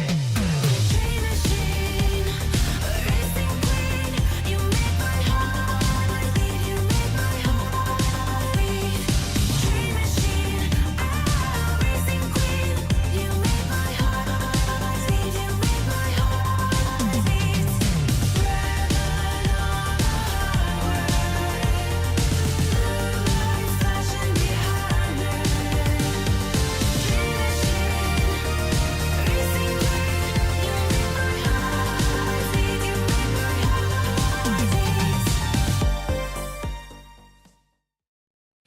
Welcome back, everybody. I hope you're ready to go in, and get going for our final match of the day. Hold on, wait, make sure it's on. Yeah! I hope you're ready to swing into action. I'm Hale Monkey Man in the booth alongside Mitch Mosey, the masked man, and you're looking like a superhero. I know a few of them, just mayhaps, as we're going to be checking out the Champions Division to end out our night. Is Northern Arizona University versus the University of North Texas. And you know what? This is my sword. This power sword. Mwah. It is your sword. We all got a ranger in us. You know, like it's a philosophy, it's a mentality, it's a mindset, not so much a suit. We got one more series ahead of us, another best of 5. Somebody's cooking inside my house. Hopefully somebody cooks on the pitch because I want to see some clips. I want to see some action. I want to see some good old Rocket League. And this time we got the varsity squad of Chronicle, Beast, and Galaxy out of Northern Arizona. 2-0 record. They 3-0 Texas A&M and 3-0 Texas Tech Red. They're actually on a roll against the biggest state of them all. Let's see if they can keep it going against North Texas. Lucia, Pajama, and Electro Wave, who are 1-0. They got 1 W out of a forfeit, and they are waiting on ASU Maroon that got rescheduled for this week to action. So really, if you think about it, they've been untested so far in divisional play. Oh, yeah. So UNT gonna be seeing if they can present some of those wrinkles right now. 6-0 through games played right now for NAU, and I want to see if they continue that kind of streak. We're gonna go to game number 1 here all of momentarily, and of course, been excited to have you guys with us tonight. Mitch, ever since you came in, I mean, we had it with Relic as well, but game 5 only, and I know you're hoping for a sweep because good food's on the horizon. We could be having another game 5. Oh yeah, I'm hungry, but you know what? My stomach eats food, my eyes eat Rocket League. So I'm eating good, dog. You know, like I'm having a blast, and you have the sword for us to like, you know, clip the cams. Hopefully somebody goes full Power Ranger mode out here, because somebody's got to take the lead. We got a series underway. We got 5 minutes added to the clock. Goose Eggs across the board. Northern Arizona against North Texas. Which North will prevail? Battle of the North. Who will be the king in the North? And let me tell you guys, Northern Texas is not very far north, but it feels very north. Lucia! All right, I love this kind of play because they know that this one's going to streak towards the net. They were already nearby because of that early challenge. Why not try to just cut down on the array so the defender never has a chance? It's so lovely seeing players recognize that their rotation is not done when they're away from the ball. If the ball's coming near you, keep on going. North Texas strikes first. The Venom settling in. Let's see how Northern Arizona can clap back, if they can, because we've seen scores this early that never get retaliated. There's plenty of time on the clock, but how many opportunities do you get at the other side of the pitch? Demo Lucia, who happens to be the sole scorer so far of the meeting. 1 minute has come and gone. North Texas trying to double down. A double bump action. See, that's the power of friendship. Power Ranger start as well. It's going to go towards the side of the wall. Chronicle. Oh, lovely hesitation. It's a pass one, not pass two. That's a double attempt that gets a little bit out of hand. And now North Texas possession to play with. You know, we just got some sideline reporting for the wonderful Patrick. Shout out, Patrick. To be able to give us some information. Apparently, this is a doubleheader tonight for the Eagles of UNT. And they are actually facing their second opponent, but hold that thought as Galaxies does find Pater. Lucia not able to get this one to go up the wall, and the defender of Pajama Llama, they go straight up for the dive, and that one's cut short as NAU is able to get on top. But they did win their matchup against ASU just an hour before this, and they went 3-1, so they're technically 2-0. Yeah, two similar forces clashing in this main event, but can you make magic happen? Because so far, what a shot! The placement was almost pixel perfect. 1 pixel down would have been a crossbar, and then instead we still got one apiece on the scoreline. Can you make magic happen? It's the most important thing, because you cannot let Northern Arizona take game one. They've swept both of their Texas opponents, and that's how they got to 2-0 so far. You cannot let them get in that position, because they're not gonna forgive you. They're really that merciless when it comes to the league.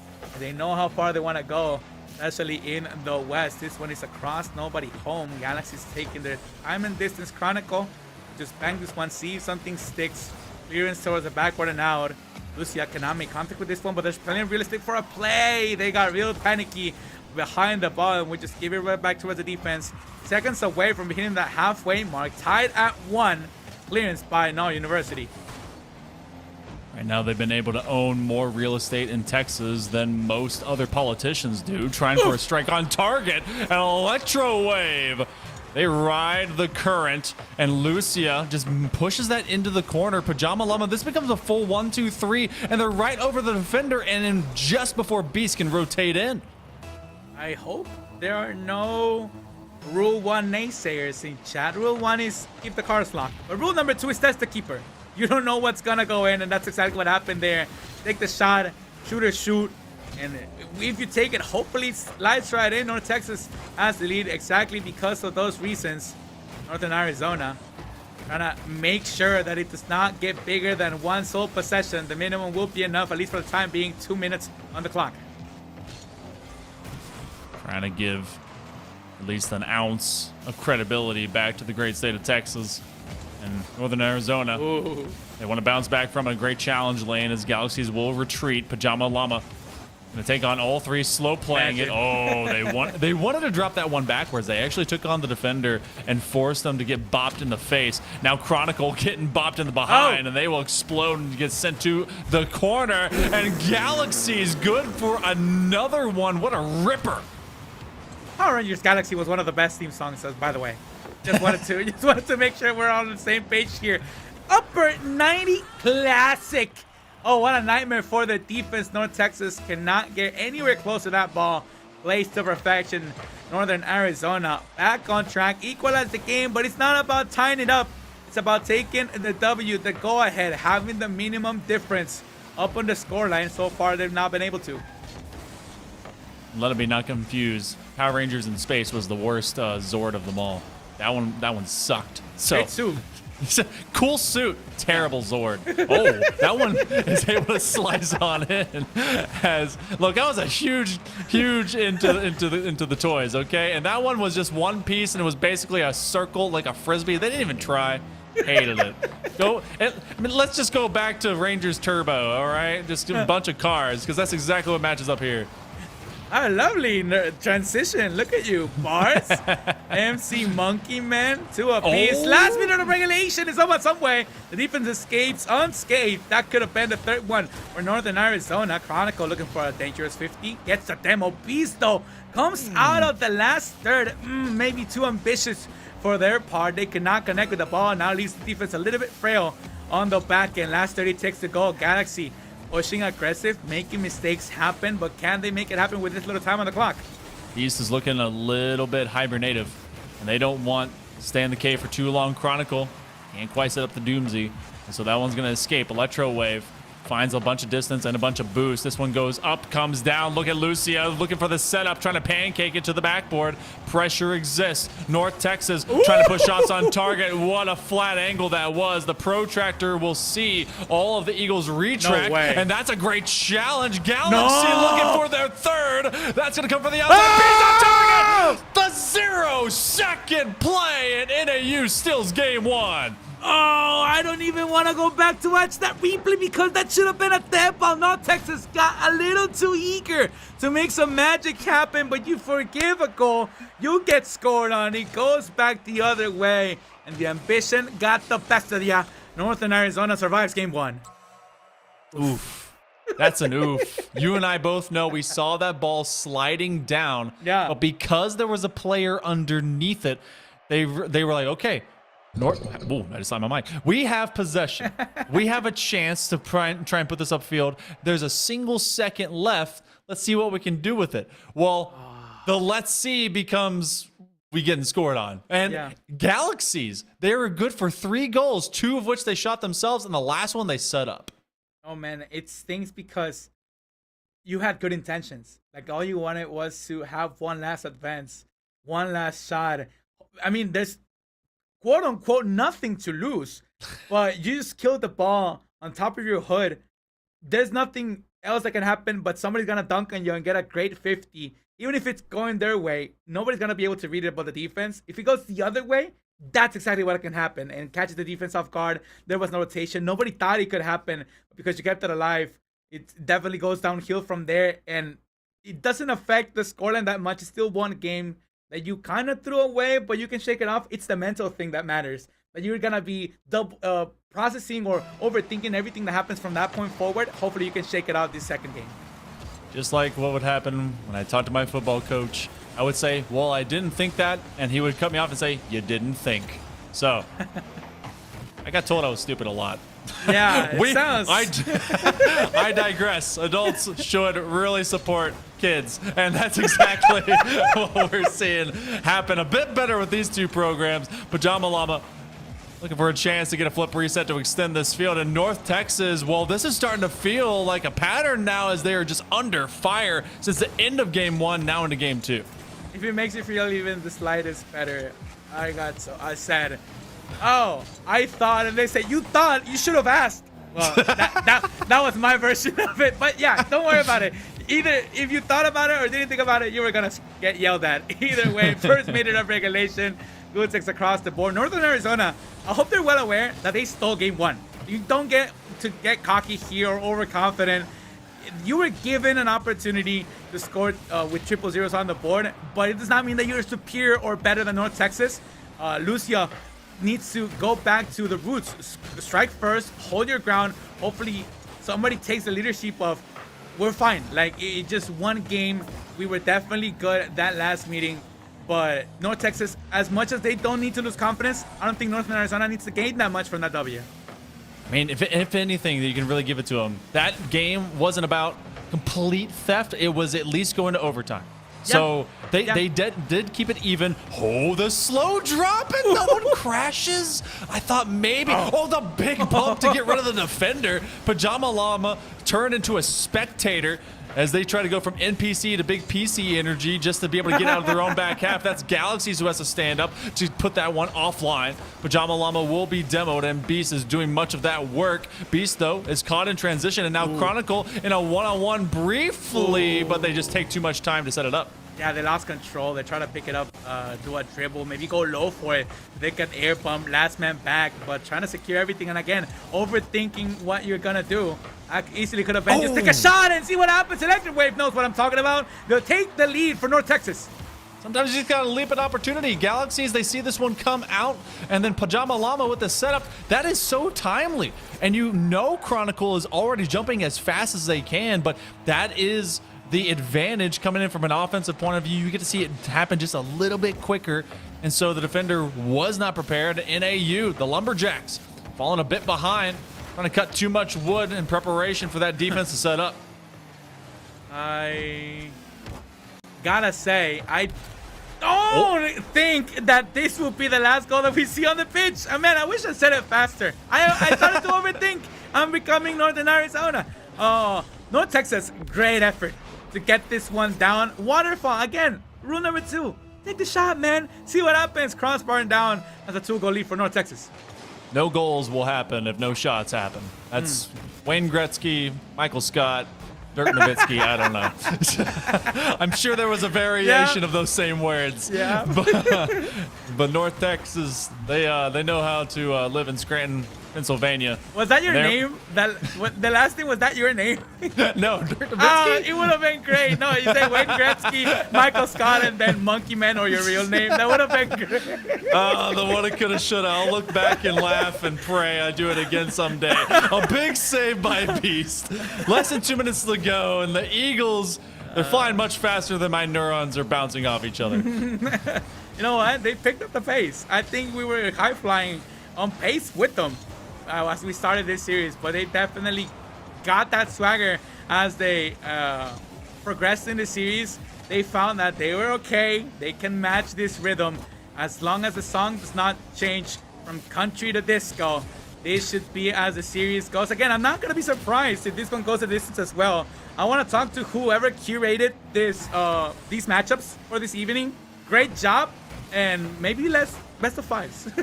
Going to 5. I mean, you could thank McAfee for that one, as they've been setting up all these were reschedules, and apparently they're all going, well, at least a certain way. Electro Wave, is that their third? Is that their Hattie? At least 2. Yeah? It could definitely be the third one, if not 2 and an assist, because I've seen their name pop up more than enough this second meeting with 1:09 on the clock. Gotta be honest, this game flew by, and I think it's because North Texas is flying by. On 05. And we've seen the same song and dance before, be it country, disco, R&B, or just a bit of drum and bass. Everything is hopping to a very upbeat rhythm. And NAU wasn't prepared for game number 2, but we've seen this series much the same in the previous. You drop the first, you get the second and third, maybe Hattie. the fourth comes around. I'm sorry for cutting you off. Yeah, Hattie. First. Oh, yeah. Lovely. UNT, they look just looking strong right now, and really with 30 seconds left here, Mitch, I mean, they can just run out this clock, and they're in a dominating position. And like you had reminded everyone, it felt like a steal from NAU from after game 1, and it's been personified that UNT was able to bounce back. Yeah, and who was it? I have my notes because I am a pro. The Pistols, who were on a little bit of a rocky road in the middle of the series, dropping a game by, I think it was 5 goals at the very least in the middle of it. You got to reset that mentality. And if you're North Texas, I'm so glad you kept a shot out in this W, because you need momentum back. You're tying the series. You're doing a great job at repairing what you broke in the last couple of moments of game number 1. But you cannot even allow 1 goal, even if it's during garbage time, because we saw what happened to the Pistols. Right now, you're going back to square 1. Now it's a best of 3. Let's see where you go from here now that we've reset both waters. NAU, the most glaring thing that really is apparent to me, not only were the 100% of the shots assisted for North Texas, so full team play, but they didn't really have to do too much when it came to the defense. You had 2 shots saved on both sides, and it was NAU that was 1 shot less than UNT, but otherwise the 4 just kind of fell around the pipes, so they're very helter-skelter trying to move around the perimeter, and they're not landing things on target, and that feels pretty familiar from what we saw for the Pistols just a series ago. Yeah, most definitely. You cannot prioritize quality over quantity if you don't even got quantity. You gotta take your shot, man. Man, it's gonna be the motto of the evening, and you gotta approach that way when it comes to Rocket League and when it comes to life. Just do it. Hopefully it pays off, and if it doesn't, you're gonna turn those L's into lessons. North Texas ties it up because they learned. Northern Arizona has a chance to retake that series lead and move on to match point first 30 seconds. It seems like we did not even wait or had a pause between game 2 and 3. We definitely feel an up in the rhythm. What is faster than a disco? Techno! Moving on to a rave. I feel like anything is better than country, at least. Shout out Hey, against my country people. Look, I don't know. I hate country. Just like I've had so many people. North Texas. He says. Look, I love my fam in Texas, but country sucks. First minute comes and goes. No one lesser than the other. Big tackle by Electrowave, who is trying to showcase they aren't just a shooter, but they're also trying to open up the gaps for the rest of the team to really come about. And UNT continues to just have NAU stuck in a bottle. Monkey Man just wants lovers or haters, no in between. Like, if you're indifferent about him, he's like, I'm gonna make you choose a side. Pick a moment. Galaxy almost had his with that 50 and dunk. Will go nowhere. 90 seconds of comment gone, and it could go either way. I think this one, say your thing, Mitch, is gonna come down to whoever makes the first mistake or makes that first great play. Chronicle on a 1v2 the world, unable to get past the 70-yard line. Galaxy looking for the dunk, will get it. Waterfalls down onto near post, but won't go near the box or anywhere near the front of the net. Banger, nobody there for backward. Great read by Pajama Llama. That would have gone in either way. 315. This is a dunk. No shot on target. 310 and ticking down. North Texas needs to crawl out of their own half. Yeah, they've been playing for these 50-50s, and finally there's some pace in the shoes, in the sneakers of Galaxies as they've been running so swift. They set themselves up, self-pass, premium, and then you did have one player crashing in, but they were the only one really promoting forward for NAU. North Texas, much the same as they had rotations from Electrowave, but both Lucia as well as Pajama Llama defensively, sure, there. But then they just kind of evaporated at the second man position at the point of attack. So that's given the Lumberjacks a position to be in front right now. And now you see Lucia trying to just steady up the pace. It's going to be a great opportunity looking for the ground pinch. They discovered that they could not air dribble this one towards the net. Great bump to create some separation. Lucia cannot make contact with the ball. Shot possibly on target. We're not going to risk it. Put it towards the side of the wall. And a 1-2 touch. Trying to get it out of harm's way. Again from the heavens. Trying to get out of your own half. Galaxy kills the ball. This is a shot on target. Beast will have to rotate the nearest and tightest U-turn you could possibly get in Rocket League. That's what Beast had to do. Try and get this one away from the box and away from the bottom of the net. Shot near post out.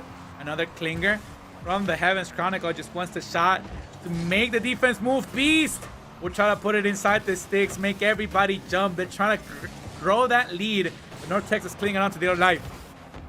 Lucia looking to collect this into the corner, and it was pretty awkward, but luckily his teammates were already right behind him.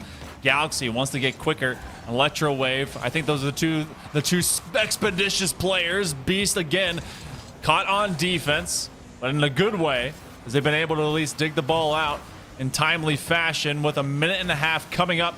UNT looking like a shadow of their former selves. You do have a double setup. Is anyone else going to be able to crash? Beast in rotation, and they again have to be the first on the defense. That was a dangerous play out of Beast, but the confidence is enough. That's half the battle when it comes to Rocket League. They will turn what should have been a dangerous touch back into an assist. Pinch by Galaxy. What a dangerous clear again. I think that was Electrowave using their crossbar to kill that one away from the net. That touch will get past one. Near post and out 50. That goes North Texas' way. They're still trailing by 1 in the last minute of regulation. They need to go all out. Throw all the meat onto the plate because it's do or die, or else Northern Arizona will move on to match point effort through the corner. Gonna push through the crease. This one's gonna touch the ceiling and down. Man, that was a passing lane that was open. A little too long of a touch. Chronicle cannot cut the effort. Almost 30 ticks to go. Beast gets bested. From the corner, you go, no, open net! That should have been the equalizer! Northern Arizona survives, and they'll turn a negative into a positive. Go coast to coast, kill the ball, cannot get a second one on the board. Trying to bury it at the back flag post, but there's just not enough space. And North Texas, again, already pressing the issue, but they have to press it a little bit quicker. The third man will come up. Oh, no! Dangerous! No! How in the world? You have the defense standing up just a little bit stronger. The ricochets are pinballing all around, and this one still goes back into dangerous waters until you're able to get a massive clear. Galaxy's coming up stronger, longer, a little bit taller. North Texas with one extra touch, but that's gonna bounce. Beast with a 0 second just to cement the game win. Wow. Chaos be incarnate in this game, and now it's going to be NAU pulling up. All right, I might have misspoke. Last time I said Northern Arizona stole it. This time, stealing is the right word. They barely survived. What the heck was that? Like, it is an inside job, right? Like, somebody in NECC does not want Northern Arizona to lose. They got money on the line. They don't like somebody in North Texas. Something had to happen because I don't know how those many shots in that little time did not produce a goal, a game-tying goal, avoiding Northern Arizona to move on to match point. You got to thank the Rocket League gods at this point, and North Texas, shake it off. I mean, it happens. It's nobody's fault. You had the shots, you had the angles, you had the strength behind it in the placement. That just does not go in, and you cannot point fingers at anybody. That's what I like to call narrow post syndrome. It like at the moment that you want the ball to roll in, it's a little bit tinier, and then all of a sudden the net is just like a weird size. So, North Texas, you got to feel like the 2 times they've lost, it was seemingly in their favor. And the advantage just wasn't there. And so when they want to win and when they truly do, they will blow out NAU. Want to see if some of that gets promoted here into game number 4 with the Lumberjacks. They have match point. You want to hear a copium bar? Oh, the better team lost. No, the better team won because they won. You know, that's all that matters. And whoever played this or played that, I think at the end of the day, that W column speaks for itself. Northern Arizona will gladly take those W's and move on to match 4. North Texas can definitely seem frustrated, but the best thing that you can do right here, take it off, baby. Take it swift. Just make sure that you do not take that home. Lucia almost takes it home from the ceiling. Cannot finish the job. Electrowave will try to follow suit. Klinger, oh, beautifully defended off the backboard. Now we'll rotate towards the side of the wall. 4 touches on the wall to get the pass that will also be cut short. Bounce not in favor of North Texas, who would love to strike first so they can move on to game number 5. Take the series to distance. It feels like we're running downhill, though, and the UNT was first in the lead. They've been consistently getting passing plays and connecting right in front of the NAU net. And now it's all over again. There have been more Eagles on this blue half of the pitch than there have been Lumberjacks in the very last second. They're able to at least get that ball in the right direction for them. Big demo. Beast slowing it down, looking for the double tap, but it takes 2 to tango and 2 to defend for the Eagles. That was a love. It seemed like I was watching Rocket League in slow motion. The area was just beautiful. The twist was there. And I'm pretty sure even though there was no boost in the tank, the angle was going to be found if he made contact with the ball. 315 and ticking down. Still good 6 across the board. That's a 1v1 action in the right corner of the blue side of the pitch. Northern Arizona somehow survives. Chronicle has a penalty kick here. We'll go for the pass. Great bump to get the play and cut it short. Galaxies will 1v everyone, but won't be able to get a touch to serve himself until a double. Beast will get bested. Here comes the shot. The waterfall won't be found. Beast will serve it towards the middle of the pitch. Galaxy to himself looking for a redirect. Cannot make contact. They've been going for them ever since this last game started, but the proficiency or how consistent you can be with a second touch has been almost to 0%. Yeah, it really has. Like there's been a lot more physicality. I mean, I think they were playing musical chairs and someone slapped Beast with one of them, And so now at the midway mark and more, NAU has been consistently demoed, bumped, and bruised. That's Electro Wave looking for a double. They may find a triple as they just cannot get it to go through the pipes, and yet it is still pinched across into dangerous positions for the Lumberjacks. NAU under duress, picks it up, but it's going to be Electro Wave that sends it on back. Oh man, 2 minutes on the clock. It's anybody's all game, but I don't care who wins. I just know that North Texas wants it more because they feel betrayed by the Rocket League gods so far. Game number 1 and game number 3 going Northern Arizona's way. It's definitely playing mind games. They would like to take the series the distance to make a case for themselves. This one will go past everybody. Last man back. It will be a 50. Chronicle will lobby it up 30 in the tank. It's surprising me that they did not chase that one up for a 50 piece. Will go for that 50 that was left behind. They will pick it up. 90 seconds on the clock. Galaxies will try to drop it down. Not used any boost to chase after it. They're just waiting for a mistake to happen. They know North Texas needs it more than Northern Arizona. They're just waiting for them to overcommit and then pound on the counterattack. They're waiting, yeah, they're just waiting for something to ricochet in their favor. If anything just kind of drops into the box, they're very opportunistic to pounce upon it. That's a 2v1, 2v none, that's a freebie, down in and good! Pajama Llama, it was the same thing the other way. UNT very much looking for a single touch, and I think that was a ghost touch by Galaxies. They want that one back, but the Eagles, well, they want it right now. Yeah, I don't think even if they got that touch, that was the best course of action. No. You could have caught that ball if you touched it, sure. Was anybody back to protect the next touch? Nobody was back. Everybody committed to that shot. And now I think you should have rotated back or been a little bit more patient. They got overly excited. They know that they had nothing to lose, but then it showed, and you're risking potentially the series. Because at this point, you're going to game 5. That shot comes in, crossbar, and now Lucia in the corner. They're looking for a pinch. They will put it towards the air. Maybe a flip reset pass, one great air bump to get rid of that opportunity. 30 ticks to go for Northern Arizona. They need the breakaway and they need it now. I love the timing on that preceding mid-air flick. But now it's the 2-on-1 on an island. They're able to find first connection. Lucia does commit. Pajama Llama is able to dissect between. 15 seconds to go as you have a 2v1 and 2 and 3 and all of North Texas. They're filling the box, and now you see everyone trying to crash it for the Lumberjacks. UNA stepping up to the plate. Chronicle brings it from the corner, but Pajama Llama sends it yard. Electro Wave wants to steal any sort of chance from NAU to be able to get this one in late term. That'll hit grass. And for the 3rd time in a row, the man is chuckling because he knows it. We go to game 5. We're not cams yet, right? No, not yet. All right. I'll keep it going. I'll keep it going until we hit cams. Let's look at the stats for a quick second. Pajama Llama makes the dream come true. They're going to game 5. It's a sole goal by the minimum. It's all needs to happen. Take the shot, see what happens. And Northern Arizona was not ready. This is, you wouldn't know what this is. This is my game 5 dance. And I should have brought it out way earlier because we've had all day to bust this move. And I don't know why. It's kind of the Dougie. Don't tell him that I kind of like took it, but it's kind of like my version of the Dougie. The Dougie does not have a mask, you know, like, so it's kind of my thing. Game 5 again? Are you kidding me, Monkey Man?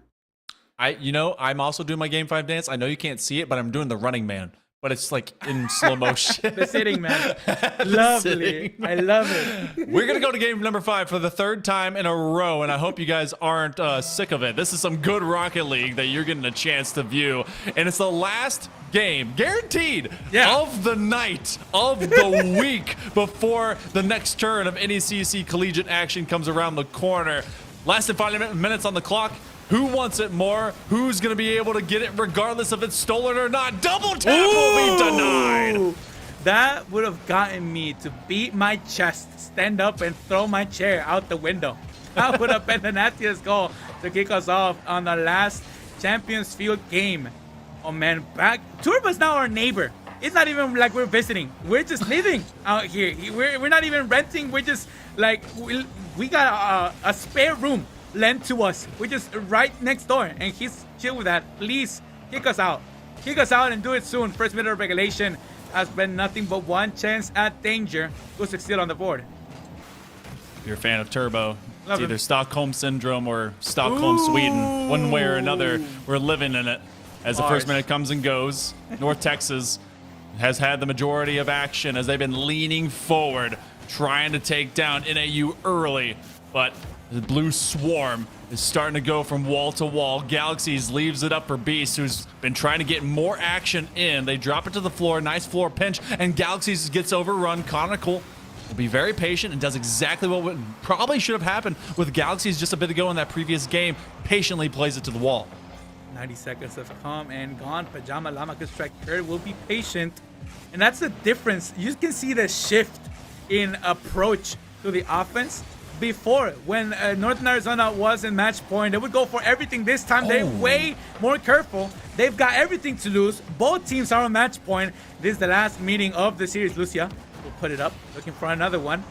We'll get it, but we'll lose possession. We'll actually get one last 50 back pass. Love to see it. This one will go high, but so will the defense. Galaxy to Chronicle. Chronicle erased out of existence at least for a couple of seconds. Pajama Llama from the heavens, from the top rope. We'll go for an easy dribble. Another demo to clear the path. Oh man, but the real estate won't be enough.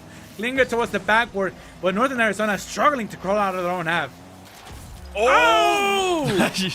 UNT needed to see him coming in. It was either going to be the big risk taker or the safety net that would be the winner. But Lucia not leaving an ounce of chance for that one to come out as they decided, why not burn extra boost? Why not leap at it? I don't need to rotate. Let me dunk this home. And it's going to be the Eagles up first. NAU, they need to get out of their back half. Yeah. Oh, they were caged to their own third, and I swore Lucia had the clear on that one. They were flat-footed.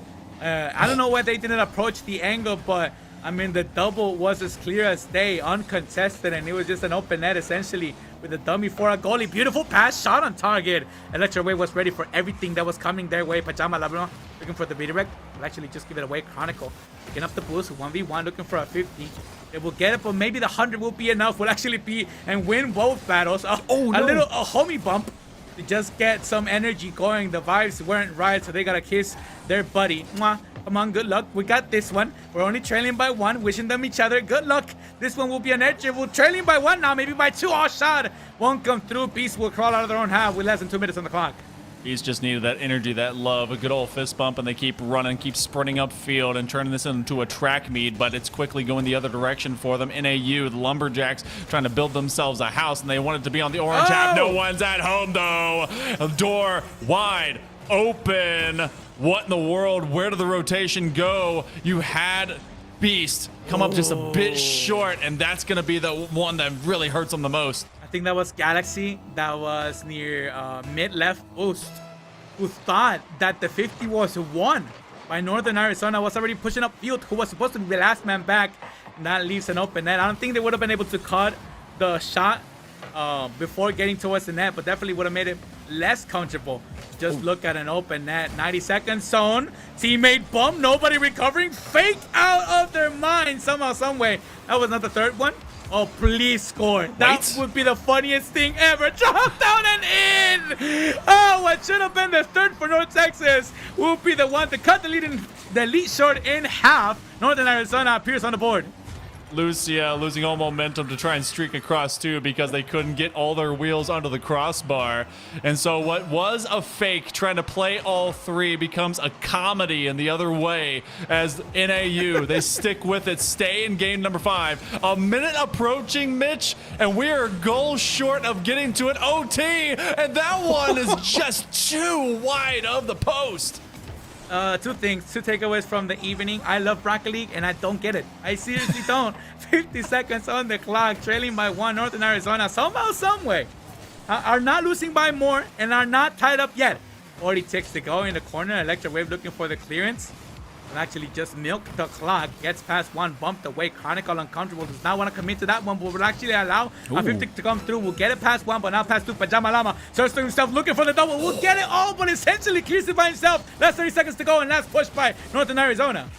Trying to combine on this one, and you need all hands on deck. You need to be able to get at least 1 second, third touch. The Chronicle right around the post. Pajama Llama is in an awkward position, and they and Lucia are trying to link up in the worst way possible for the Eagles, and yet the defense is there just enough. A big demo. It's the man advantage play. Chronicle across the net, and that one's going to be a full pitch advantage for the Eagles. That drops to the grass in North Texas. They'll take game number 5 and giving a little bit of credibility back to the great state they're in as NAU is finally felled. Oh yeah. Texas on top. Like, they were not gonna take it anymore, and that got real close for Northern Arizona to get real loud about an entire state, the biggest state. Oh man, North Texas had to represent. Like, they had to fly high, and they did just that. Of course, he had to be in 5. They would take the W this week. Yeah, this one worked out for him. And you know what? The only thing I have to say about a Texas team winning, Boomer Sooner. So either way, glad that you got. Of course, that explains a lot. I do appreciate all you guys being out there. Mitch, you coming in to replace Relic and have a great time with me. 3 series, game 5. It's Collegiate Rocket League, but I mean, it was a lot of great action tonight. Oh yeah, Booker got his money's worth for Mitch. Like, you were like, come on, this guy's $1 million an hour. Let's stretch this series. Let's do it for everybody so we get the most out of the budget. No, man, it's a blast.